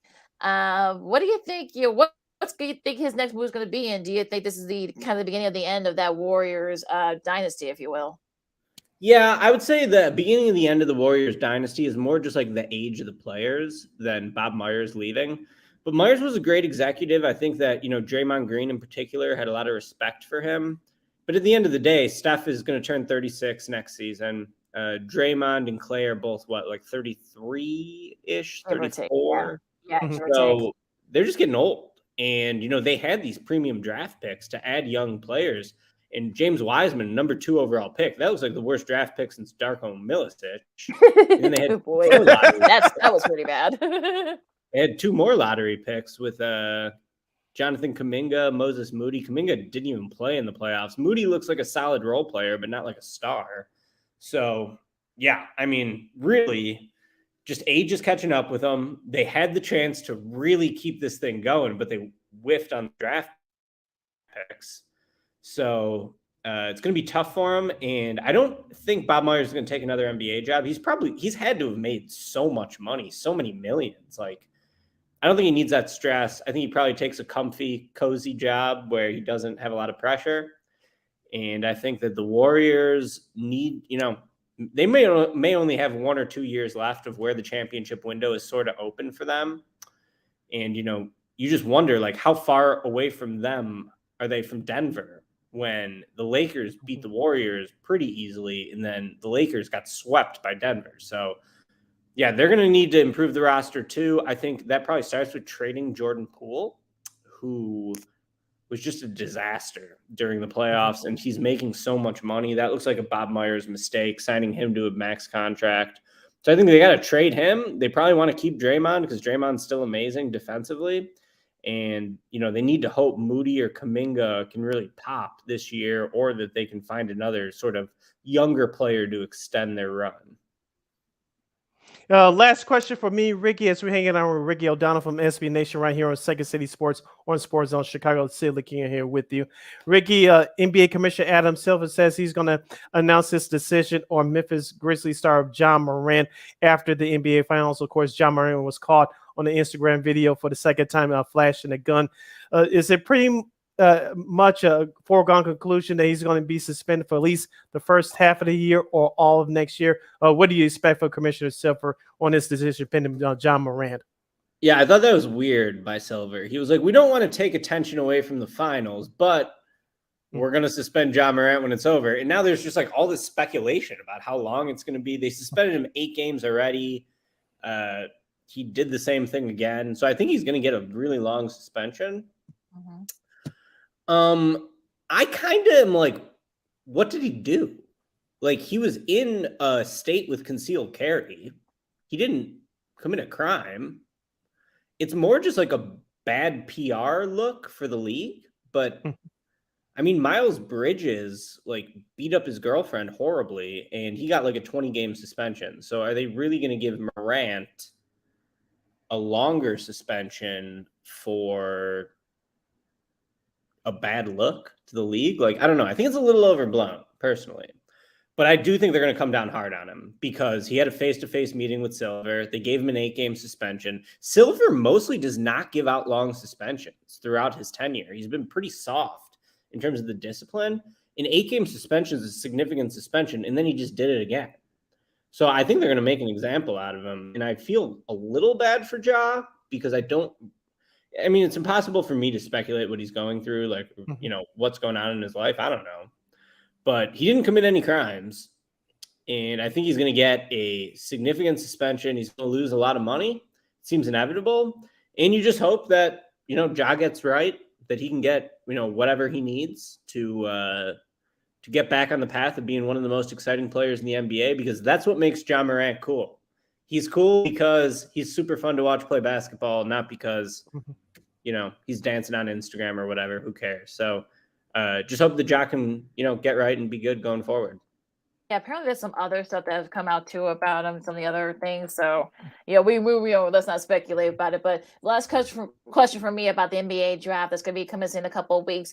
Yesterday was the last day for guys to pull out. Now, were there any guys? Of course, Zach Edey, the reigning player of the year from Purdue, he's coming back among many others. So were there some players that you thought that maybe could have stayed, or then were there other players that are like, okay, maybe they should have pulled out? Were there on any front? Yeah, I have to really dive into that more. I think Edey coming back as the headliner. I was surprised Oscar Tshiebwe stayed in the draft. He was the Kentucky Big Man National Player of the Year 2 years ago. Right. It'll be fascinating to see how Kentucky is without him. I thought he was pretty, he's not going to be an NBA player to me, but he's a great rebounder, but he can't shoot, can't pass, can't dribble. The NBA doesn't want big men like that. I mean, if he played in the 80s, he'd be awesome, but not in today's era. So I don't know. I think that Edey could have been an interesting player. Like, their NBA hasn't seen anyone that big since probably Yao Ming. And Edey, it's just a different era now. Like, today's era, you want more like speed and skill. Then again, Jokic is super slow, can't jump at all, and he's the best player. So he's special, obviously, and the special ones can buck the trends. But I would have liked to see Edey in the league, and it'll be interesting to see, when he goes back, what does he really have to prove, Zach Edey, next year? is a big March Madness round, which he did not have this year. Obviously, they lost to a 16 seed. Would that make the NBA like him more? I don't think so. He'd probably need to be awesome at shooting threes or something, or just show a little bit more nimbleness defensively. But I think he's the most interesting guy, and yeah, nothing too surprising, but it'll be a fun draft, fun class. And Victor Wembanyama, can't wait. He's going to be the man. All right, that's been Ricky O'Donnell from SB Nation. Ricky, before we let you go, where can people catch your work online? Where can people follow you on social media? Yep, you can find all my work at sbnation.com, and you can follow me on Twitter at SBN_Ricky. All right, thanks, Ricky, for joining us here today on Second City Sports. Great job, as always, breaking down the NBA and the Bulls and everything else, basketball. Yeah, you have a great weekend. Let's do this again soon, okay? Thank you. Thanks, Ricky. Right, Stay care. safe. All right, that was SB Nation's Ricky O'Donnell. We're going to wrap things up here. Got a lot to do in these last 20, 25 minutes or so. Of course, we got to preview the Stanley Cup Final between the Panthers and the Knights. Of course, we got all types of sports media news. Shannon Sharp, looks like he's gone over at Fox, and also to Diamond Sports. More trouble for them too. So yeah, they got slapped on the wrist. That's a bigger slap than the slap in the wrist, but we'll talk more about that too. Coming up next, Lakeena McGee, Cindy Brown, Second City Sports on Chicago, NHL, and Sports Media Talk coming up right after this. This year, my mom got me the perfect bag for back to school. These colorful binders help me stay organized. These headphones are just what I need for studying. These new sneakers are just what I needed for the new year. This jacket is a real must-have. My parents got me the skateboard I wanted. It's pretty cool. These scissors really come in handy in art class. These colored pencils, too. These new socks, they can be a real lifesaver.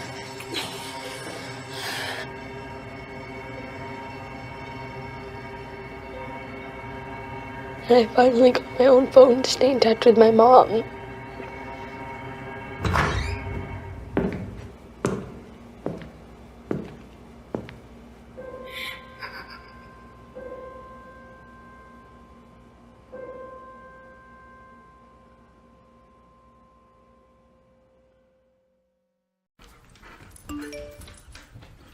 Trisha's having a sleepover tonight. Can I go? I wonder about Lucy's friends. What should I say? I know you're only 10, but one of these days a friend will offer you a drink. And alcohol at your age can lead to so many things. None of them good. So can I go to the sleepover? Lucy, I want you to promise me I something. finished my homework. Bigger promise. If there's any drinking, I want you to say, "No thanks, not my thing." Mom. I promise you, your real friends won't care. Deal? Sure. Really? I promise, Mom. They really do hear you. Did you pack your toothbrush? For tips on how to start the talk, visit underagedrinking.samhsa.gov, a public service message from the Substance Abuse and Mental Health Services Administration.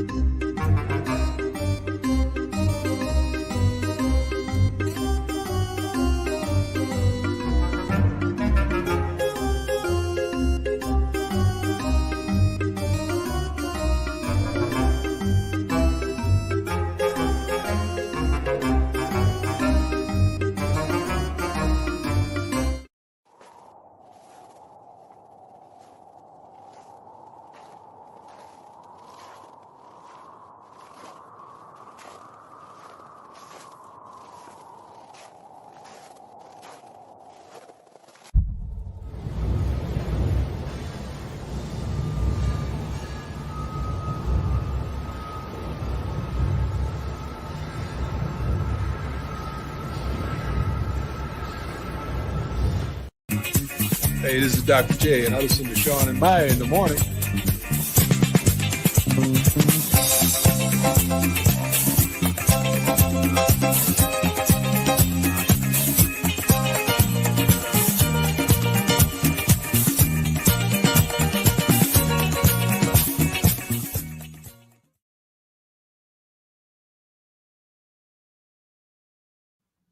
Oh, sorry. Welcome back to Second City Sports on this fun Friday edition. This is our first episode for the month of June. We're live in living color right here on Sports Zone Chicago. I'm Sid. That's Lakeena. You can follow yours truly on the Twitter and the IG at SidKid80. Once again, it's SidKid80. That's SIDKID80. That's SIDKID80. You can follow Lakeena McGee on the Twitter and Lakeena on the IG. We have less than 25 minutes left or so in this extravaganza we call a Sports Talk Radio Show. You have any last minute comments or questions, you can always hit us up on Sports Zone Chicago's Facebook page or at Sports Zone Chicago on YouTube. Type in your questions and comments in the comments section. Lakeena will get them up on the screen for you. All right, Lakeena, let's do that hockey. Yes, the 2023 NHL's versions of their championship series they call the Stanley Cup Final will take place tomorrow night in Las Vegas, Nevada, as the Vegas Golden Knights will host the Florida Panthers. Of course, Vegas will represent the Western Conference, and the Florida Panthers will represent the Eastern Conference. Lakeena, I get the feeling that the Vegas will be the slight favorite, but the Florida Panthers, as we talked about throughout this playoff run, Lakeena, do not sleep on them just yet. Vegas is going to have a tough task on their hands. I can see this series going the full 7 games. Yeah, I mean, look, this is definitely an evenly matched series, I think, because you've got veterans on both sides. You've got your Matthew Tkachuk on one, and you got Jack Eichel on the other end. You got Carter Verhey on one end. You got Jonathan Marchessault on the other end for Vegas, and Chandler Stevenson, of course, too, as well for Vegas. So I think for me, it's really going to be I think it's really going to be the goaltender. I mean, look, Jonathan Quick, has been there a couple of times with the Kings. Bobrovsky, I should say, has been playing very well. Been standing on his head. He's one of the reasons why the Panthers are where they are right now. So this really could be. I know some people are a little bit antsy about it because you got 2 small market teams, but look, Vegas has been in the final a couple of years ago. The Panthers got a Stanley Cup from 04. So it's one of those, or 99, I should say. So yeah, it's one of 96. those things. I should say so. It's it's been I don't even think Matt Tkachuk was even born when last time they were in the cup, but when they won the cup. But yeah, I mean, look, it's definitely going to be one of those days where it's really going to could be the little things, the tiniest little things. Can both these teams can kind of slow it down a little bit when it comes to playing on the blue line. So it's really going to who's going to set the tone early. I think that's going to be really good. How it's going to this series is going to go. And also, too, I think it's going to come down to these 2 factors: the physicality of both these teams. Of course, we talked about Vegas; they can score with the best of them, but they can slow the game down as well. We saw that, especially in that series in the Western Conference Finals against the Dallas Stars. It's going to come down to physicality, in my opinion. Also, it's going to come down to the power play as well. And let's see if physicality can override this. Who's going to get called for the most penalties? If that's the case, who's going to take advantage of that situation on the power play? And of course, number 3 is going to come down to the goaltending. As you mentioned, Sergei Bobrovsky, he's been one of the main reasons, not the main reason, why that Florida is in the Stanley Cup Final right now, because they were one of the last teams to get in on the last day of the regular season. They carried that momentum of his play in net up to this point. Let's see if he can take goal, because it's going to come down to at least 1, perhaps 2 games that a goalie is going to have to steal. And we've seen that every year in the Stanley Cup Finals for the last many years. So it's going to come down to goaltending. Who's going to be that goaltender that's going to steal a game or 2 for their team to win? Yeah, and I think, look, I know that Logan Thompson's been, kind of like the guy for them. We'll if he struggles early, especially, we'll Quick be the one that gonna have to jump in. It's been kind of like a goalie by committee, I guess, for the Knights. So they've kind of gone back and forth with a couple of guys. So yeah, it's gonna be interesting to see what who they go with in that front. Will they go with the more experience, with Quick and whatnot? I know that also, too, Aiden Hill has been, pretty solid for them as well. So yeah, like I said, it's been like he's been he was there for the Dallas series. He's been there for the most of the playoffs. So like I said, do they stick with him? Do they put Quick in? I mean, like it's gonna depend on who can kind of set the tone early. I think we know how fast the Panthers can kind of slow it down a little bit, and Vegas wants to kind of go quick and fast. So this is really going to be kind of like the thing here. But yeah, I'm excited for it. Like I know, all the games are going to be on TNT. So, TNT is the home, this year for the Stanley Cup Final. That's, part of that new agreement they got with ESPN. So I would say, just put Henry Lundqvist and Biz all in a team room together. Sure, that might help a little bit. Who knows? I don't put Gretzky out there. No Shane Gretzky, but I don't know if he got it anymore. But I think he'll bring in the experience. Of course, he has 4 cups and stuff, bringing all that experience. I think that could help a lot. So this could, like I said, this could definitely be a toss-up series. I think this will probably be an exciting one. Hopefully, it's an exciting one. I know it's going to be a good one, and we're going to get two different styles, two contrasting styles as well. So, like I said, I think it's going to be a long, entertaining series, but I think it's going to be a physical series at times as well. Like I said at the top, I think it's going to full 7. I'm going with Florida on the road. Remember, Vegas has the home ice advantage. I'm gonna go with Vegas in 7 just because I think Okay. they've been knocking on. Look, they knocked on the door a couple of years ago. They were right there. They lost a tough one. I know that some of those guys were on that team then. I know there's still a little bit about that, but like I said, it's really good. Like I said, it's gonna depend on the little things too. I mean, who gets at the pace early. So, like I said, it's really gonna be. Like it should be a fun series. Of course, game 1's tomorrow, 7:00 on TNT. Like I said, all the games are on TNT this year. The next game for this, if I can get my computer up here for a second, will be Monday. So they have a couple of days off. So game 2 will be on Monday, and we'll talk more about that, on Monday. But we'll see where this will be. Who can kind of set the tone early. But yeah, so it should be a fun series nonetheless. You're listening to Sports Zone Chicago. Second City Sports, Sid, Lakeena hanging out here with you. We kind of have a little breaking news. Lakeena, this is one of the few times I'm sure we're back in studio. This is or something, whatever. Yeah, this comes to us via Daniel Greenberg at Shy Sports Updates. He says in his tweet right here, the Chicago Bears are now looking at stadium opportunities other than Arlington Park location, and team president and CEO Kevin Warren met with Naperville Mayor Scott Worley today about the possibility of building a new NFL stadium in Naperville. Also, now we're going. Wait, we're going like in the western, even western than Arlington Heights? Like what's going on here? Like, but I guess I know. I mean, go ahead. No, go ahead. No, you finish up. Yeah, I don't know if you saw the pictures. I think Shohei Stout, our good friend from WBEZ, I think she had some pictures that they were tearing down that Arlington racetrack. That big acre. They started doing they're starting to build that stadium. It looks like to me from this tweet that they're trying to play leverage against Naperville versus Arlington Heights. Call me crazy. Like I said, obviously this is not going to be the last of this, but I think that Arlington Park is still going to be the new home of the Chicago Bears. But I think this is about leverage at this point. I could be wrong, but I think it's all about leverage at this point if I'm reading this tweet correctly. I mean, it's like what leverage? I mean, they're already tearing the old racetrack down as we speak. Yeah. So I think to kind of say that, oh well, okay, you're talking to the mayor of Naperville. Like, okay, what's the point in that? So. It's God, Jesus. I mean, I know. New Chicago Mayor Brandon Johns. I'm sure he's going to want to been calling Mr. Warren, say trying to set up a meeting and whatnot, but at least try. So like I don't know. I mean, it seems like they're playing politics here, or maybe like playing a little bit of chicken. But we'll see what happens. But I don't know. I mean, look. Knowing this is really a very Bearsy thing where they would go from we're going to Arlington. Oh no, we're going to go even further west and go to Naperville. So like I don't know, but. Or maybe we'll stay in the city. So who knows? But yeah, it is just a little bit nutty. But yeah, it's just breaking news there. But I don't know. But all right, I guess. But okay. Yeah, so that's your quote unquote breaking news right here on Second City Sports. All right, Lakeena, let's go to baseball and the relationship between Major League Baseball and Diamond Sports, who owns Bally Sports Regional Sports Networks. Looks like it has been officially broken.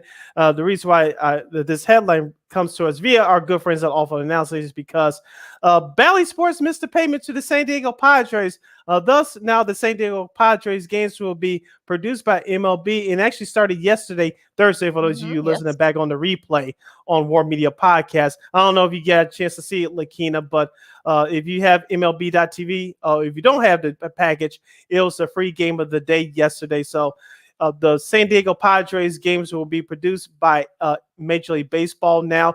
I know those of you in San Diego, I believe, can get it for free. If not, if Lakeena can look up the information, she can pass along to us. But the San Diego Padres were, of course, part of, I believe, 19 teams there on Bally Sports. But in a ruling on Wednesday, the judge ruled and stated that the other teams that were part of that bankruptcy claim from Bally Sports, that the other teams that needed to get paid, like the Los Angeles Angels of Anaheim, the Minnesota Twins, the Cleveland Guardians, Bally Sports must pay them back their repayment. So these teams, part of the revenue streams that is these regional sports networks. Of course, we all know that the regional sports networks model is dying. Of course, Diamond Sports overpaid for these regional sports networks a few years ago when they bought it from Fox Sports. So I don't know where this is going. Of course, San Diego is the first team to be, I don't want to say victimized, but like a better term, victimized by this,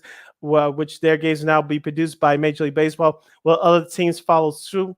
Will this be a preview for things to come for all teams down the road?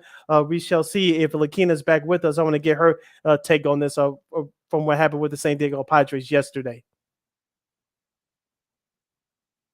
Okay, Lakeena is getting her audio situated. We'll check back in with her in just a moment. But I think that this may be a new model for Major League Baseball to go to because, as I mentioned before, the regional sports networks are dying, and a cheaper way to produce games is that Major League Baseball will produce these games, and you can still have your team announcers as of right now. Yes, you saw yesterday with the San Diego Padres, they still have their TV announcers, but the games will be produced by MLB. Will we see this trend continue, or will we see a different model? Because I know many teams with their regional sports networks have their own apps and they have their own streaming services via a la carte, like MSG in New York City and some of these other networks as well. So we'll see if this trend will continue to go forward, and we'll see the future of us watching sports, live sports, is changing right now. So we'll see what happens with that. I can do that. Yeah, San Diego is, as we mentioned, is the first team to have their games produced by MLB. Says Bally Sports missed a payment.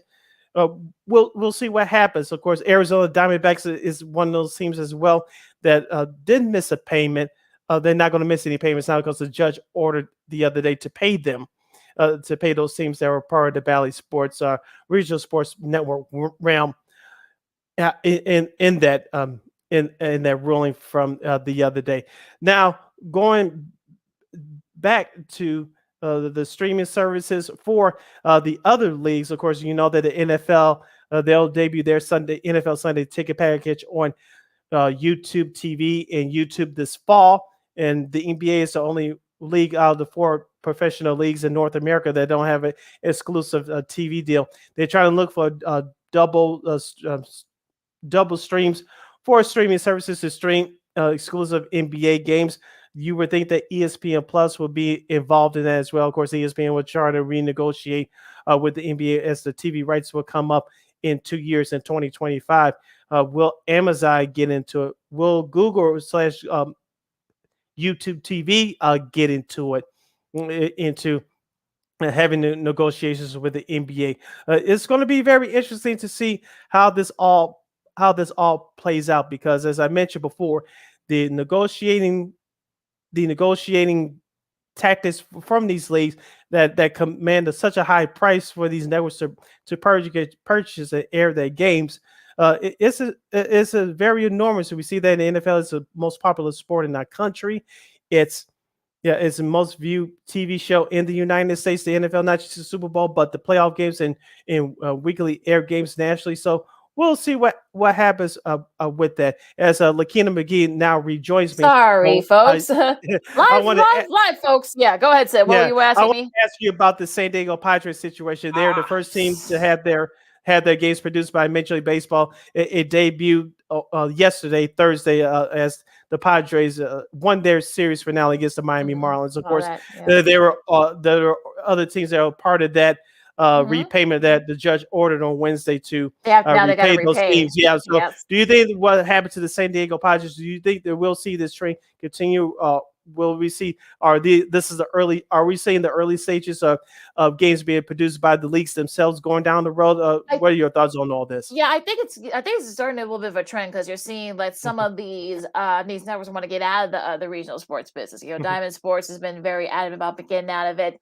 We're not, we probably weren't going to talk about this till Monday, but remember, Jerry Reinsdorf now owns Stadium, which is, of course, you guys saw, it's a video streaming based sports network. Mhm. So you wonder, like, with NBC Sports Chicago, of course, Universal has been NBC Universal has been wanting to get out of that business too. So you wonder, like, could this lead to something, perhaps maybe the Blackhawks, the Sox, and the Bulls, perhaps starting their own network in that Stadium platform. Mhm. So we'll have to wait and see. I mean, the Diamond Sports thing, I mean, it's a little bit nutty because they got a little bit too far. They got bit off a little more than they could chew. So Mhm. it's going to be interesting to see how some of these, all this is going to happen. So could ESPN perhaps maybe come in and save a couple of these teams and perhaps maybe do their own new regional sports network thing, if they're especially do the whole like over the air type of thing. So like, there's a lot of questions to be asked, a lot of questions to answer here. And I think, look, all the stuff going on, I think, look, it could be the change, the volume. But I heard what you said about could Apple TV Plus, perhaps maybe get back into it, or perhaps maybe Peacock and some of these other streaming services, maybe perhaps Amazon, could they get back into it too? So yeah, there's a lot to be decided. The landscape of the regional sports network has changed so much. It may change even more now, especially with this Diamond Sports ruling.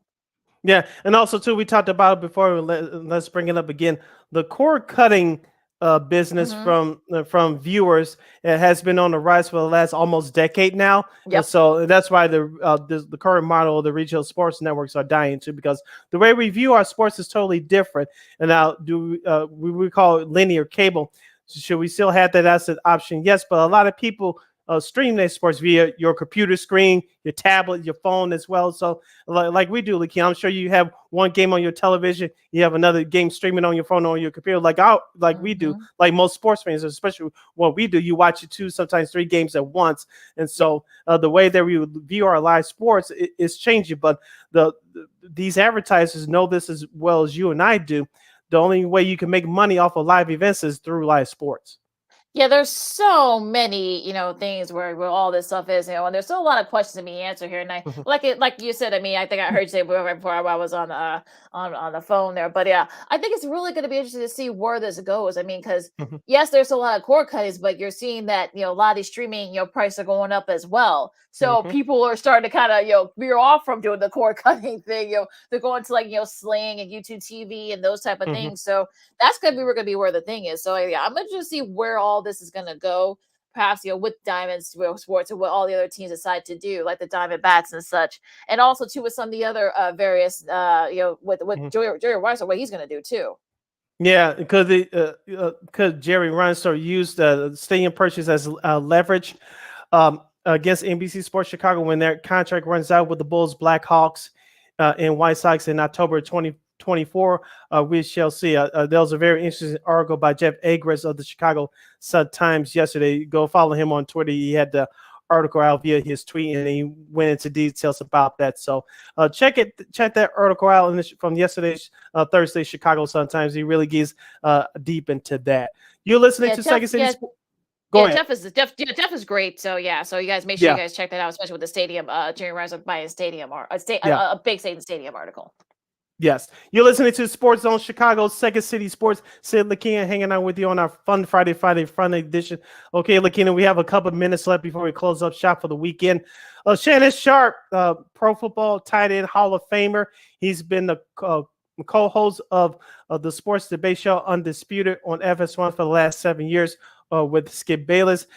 Earlier this week, he decided to call it quits and accepted a buyout from Fox Sports. Of course, he also takes his podcast show, which was produced by Fox Sports, called Club Shohei, which I thought was very interesting. He takes that with him now. Of course, there's been rumors to why did he leave now was the relationship between him and Skip that bad off the set. Who knows? Yeah. But I think at the end of the day, Lakeena, I think he's going to have a better deal that he had with Fox Sports, or whether it's that with Amazon or FanDuel, DraftKings, whoever, or does he decide to go independent and go to YouTube? He has some options here, but him taking his last show would be at the end of this month in June, after the NBA Finals conclude. So, Lakeena, I'll ask you, where does Shannon Sharp go over him? Because you don't take a buyout and not have something bigger on the horizon. I know. Where do you see him go next? Yeah, I know Pat McAfee has me. I think he did an interview yesterday. I think I forgot who. I think it was Andrew Marchand who said that. He's been lobbying for him to go to ESPN. Well, here's the thing: where is he going to go at ESPN? Like they're pretty Mhm. full up, especially with their football coverage. Both NFL and their college football. Well, I'll talk more about that as we finish up here. But Mhm. but like you said, I mean, he could go independent. He could go to YouTube TV. He could go to FanDuel.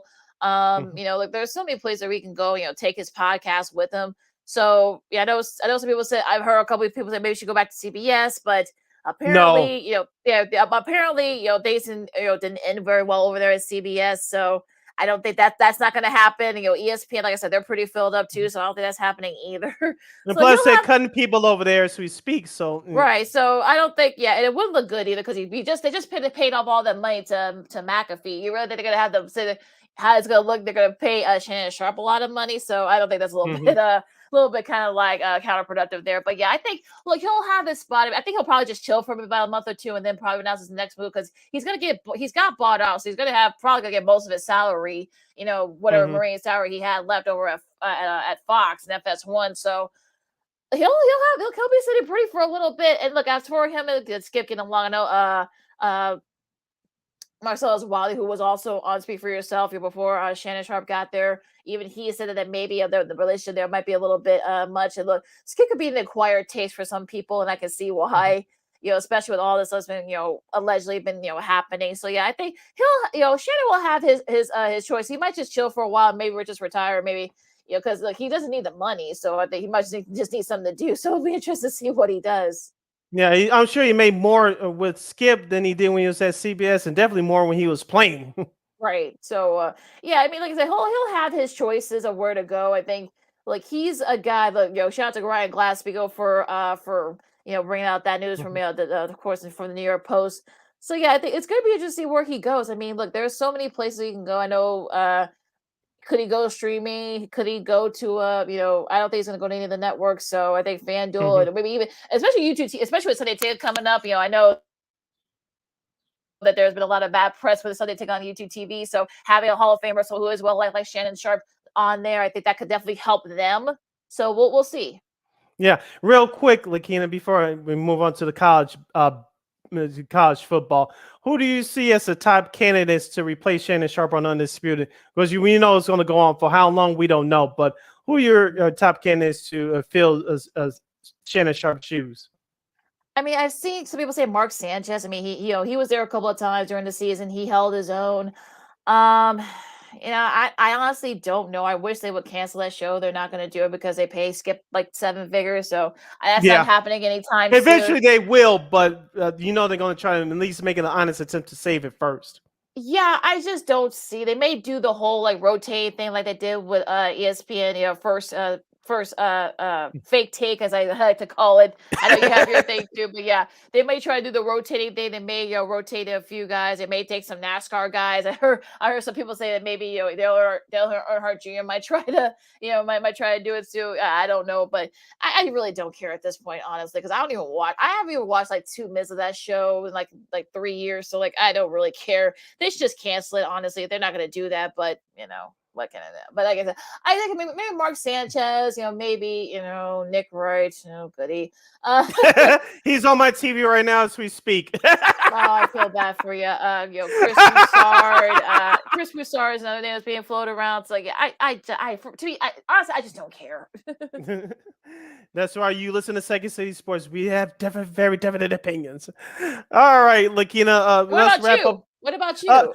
I'll be honest, I heard some names, but I don't think Rob Parker or Chris Broussard will do it because they got the #1 nighttime show over there on Fox Sports Radio. I don't see that happening. Right. But I heard some interesting names. I don't know if they'll do it full time, but I can see them doing as guest spots if they want to go that route. Richard Sherman and Terrell Owens. Oh Lord, they're gonna kill him. They're gonna kill him. I don't think, sure, no, I don't think Sherman. I think Sherman for his own sanity. I don't think he'll do it. I think he has a nice kid over at Amazon Prime. I know he's going to try to get to probably one of the bigger networks too. I don't think he's going to want to do that. T.O. T.O. might strangle him. Although you might just out talk him. Sure, we went to Stanford, so you might just out talk him. But yeah, the T.O. Oh no, T.O. That's not happening. I don't see it. No. That'll be interesting. They'll get the show canceled quicker if you go that route. Whatever. Maybe that might help. Excellent. Yeah. See, there you go. There's some good coming out of that. All right, you had some college football news before we close out. Yeah, they released their scheduling, both CBS and NBC, with their new Big Ten scheduling, the way it's set up. I'll do the CBS one real quick. Ohio State and Indiana at 3:30 Eastern time. That's 2:30 Chicago time on September 2nd. On Saturday, September 3rd, this is Labor Day weekend. You got Northwestern and Rutgers. It's going to be at 11 a.m. Chicago time. On the 9th, you got at 2:30 our time, Baltimore Central time, UNLV and Michigan. The 23rd, you got Iowa and Penn State. That should be a fun one. And of course, you go all the way back to the 24th, which is Friday after Thanksgiving, you got Iowa and Nebraska.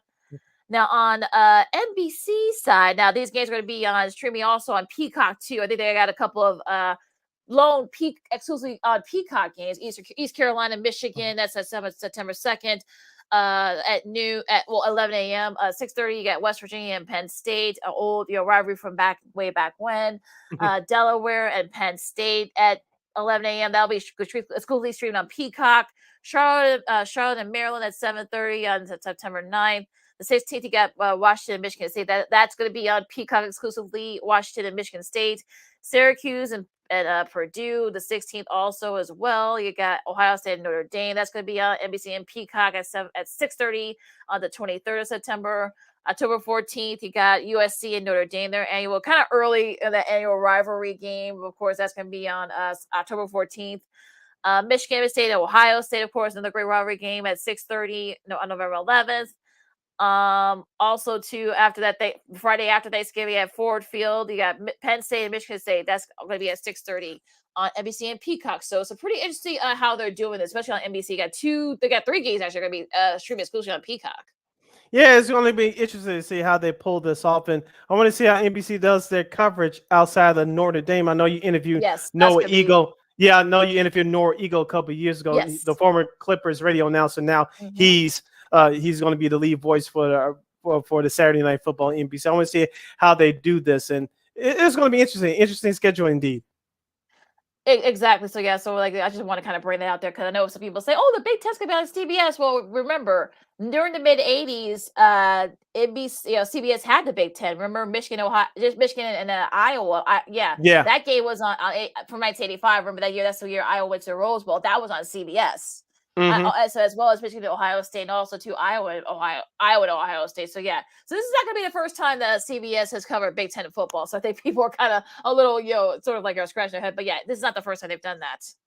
Yeah, remember back in those days, it was CBS and ABC that did those games exclusively back then before ESPN expanded in the 90s and the early 2000s. So yeah, different times back then. So we'll see what happens with the college football TV coverage coming up in the fall. All right, Lakeena closes out. You can follow Lakeena McGee on the Twitter and Lakeena's coming again on the IG. You can follow yours truly, Sydney Brown, on the Twitter and the IG at SidKid80. Once again, at SidKid80. That's SIDKID80. That's SIDKID80. Make sure you download that Sports Zone Chicago app wherever you get your apps. Make sure you follow Sports Zone Chicago on all social media platforms, Facebook, Twitter, Instagram, and YouTube. Please subscribe to our podcast at War Media Podcast. That's WARR Media, PODCASTS. We're available on all podcast platforms, including the iHeartRadio app. And make sure you give War Media a follow at WARR Media on Facebook, Twitter, Instagram, and YouTube. And thank you very much in advance for your support. Like, share, subscribe, and tell your friends. And we'd like to thank Ricky O'Donnell from SB Nation for hopping on with us today to talk NBA Finals, Bulls, and a whole lot more. Make sure you check out his work at sbnation.com. All right, Sid. So, of course, you can catch our show every Monday, every Friday on Sports Zone Chicago at noon. Of course, you can stream us anytime you want on YouTube and also too on Facebook as well on our Facebook and YouTube channel. Also, of course, you can get us on Roku TV. Of course, just type it in, whatever you got, whether you have the app or whether you have on your phone or on your device or smart TV, whatever you got. You can catch our show, Sean and Maya, the Smoke Fellas and What's Up Cuz. We might be making an appearance on one of those shows, next week. We'll have to tell you. Don't tell you more about that on Monday. But Yep. yeah, anytime, anywhere you want, our shows are right there for you on Roku TV. All right, I'm getting ready to head out and enjoy this beautiful weather. Lakeena, enjoy this beautiful weekend. I will be at the Sox games this weekend, and hopefully that thing would. Hopefully that turns around quickly, or else it's going to get ugly. But I'm hoping for the best. Well, yeah. Hopefully they'll get a couple of those. Yes. Hopefully they'll win those series against the Tigers. And I'm not holding my breath, but we'll see. But enjoy all the great weather out there. Of course, we got golf. We got both the NBA and the Stanley Cup final going on too. You got some golf going on. Of course, you got the French Open too. No Rafa, but you still got the French Open. Yep. But you got Djokovic, some interesting tennis this weekend as well. So it's all in golf too. So it's all right there for you. Enjoy all the sports. Enjoy the weather. Don't act stupid out there. I know there's a Taylor Swift concert about to go. I was gonna say that, but for Sid on the Kansas City Sports. Right. I know, right, Sid. Yeah. But for Sid on the Kansas City, this has been Second City Sports on Sports Zone Chicago, and we'll see you Monday. To you Swifties, holla!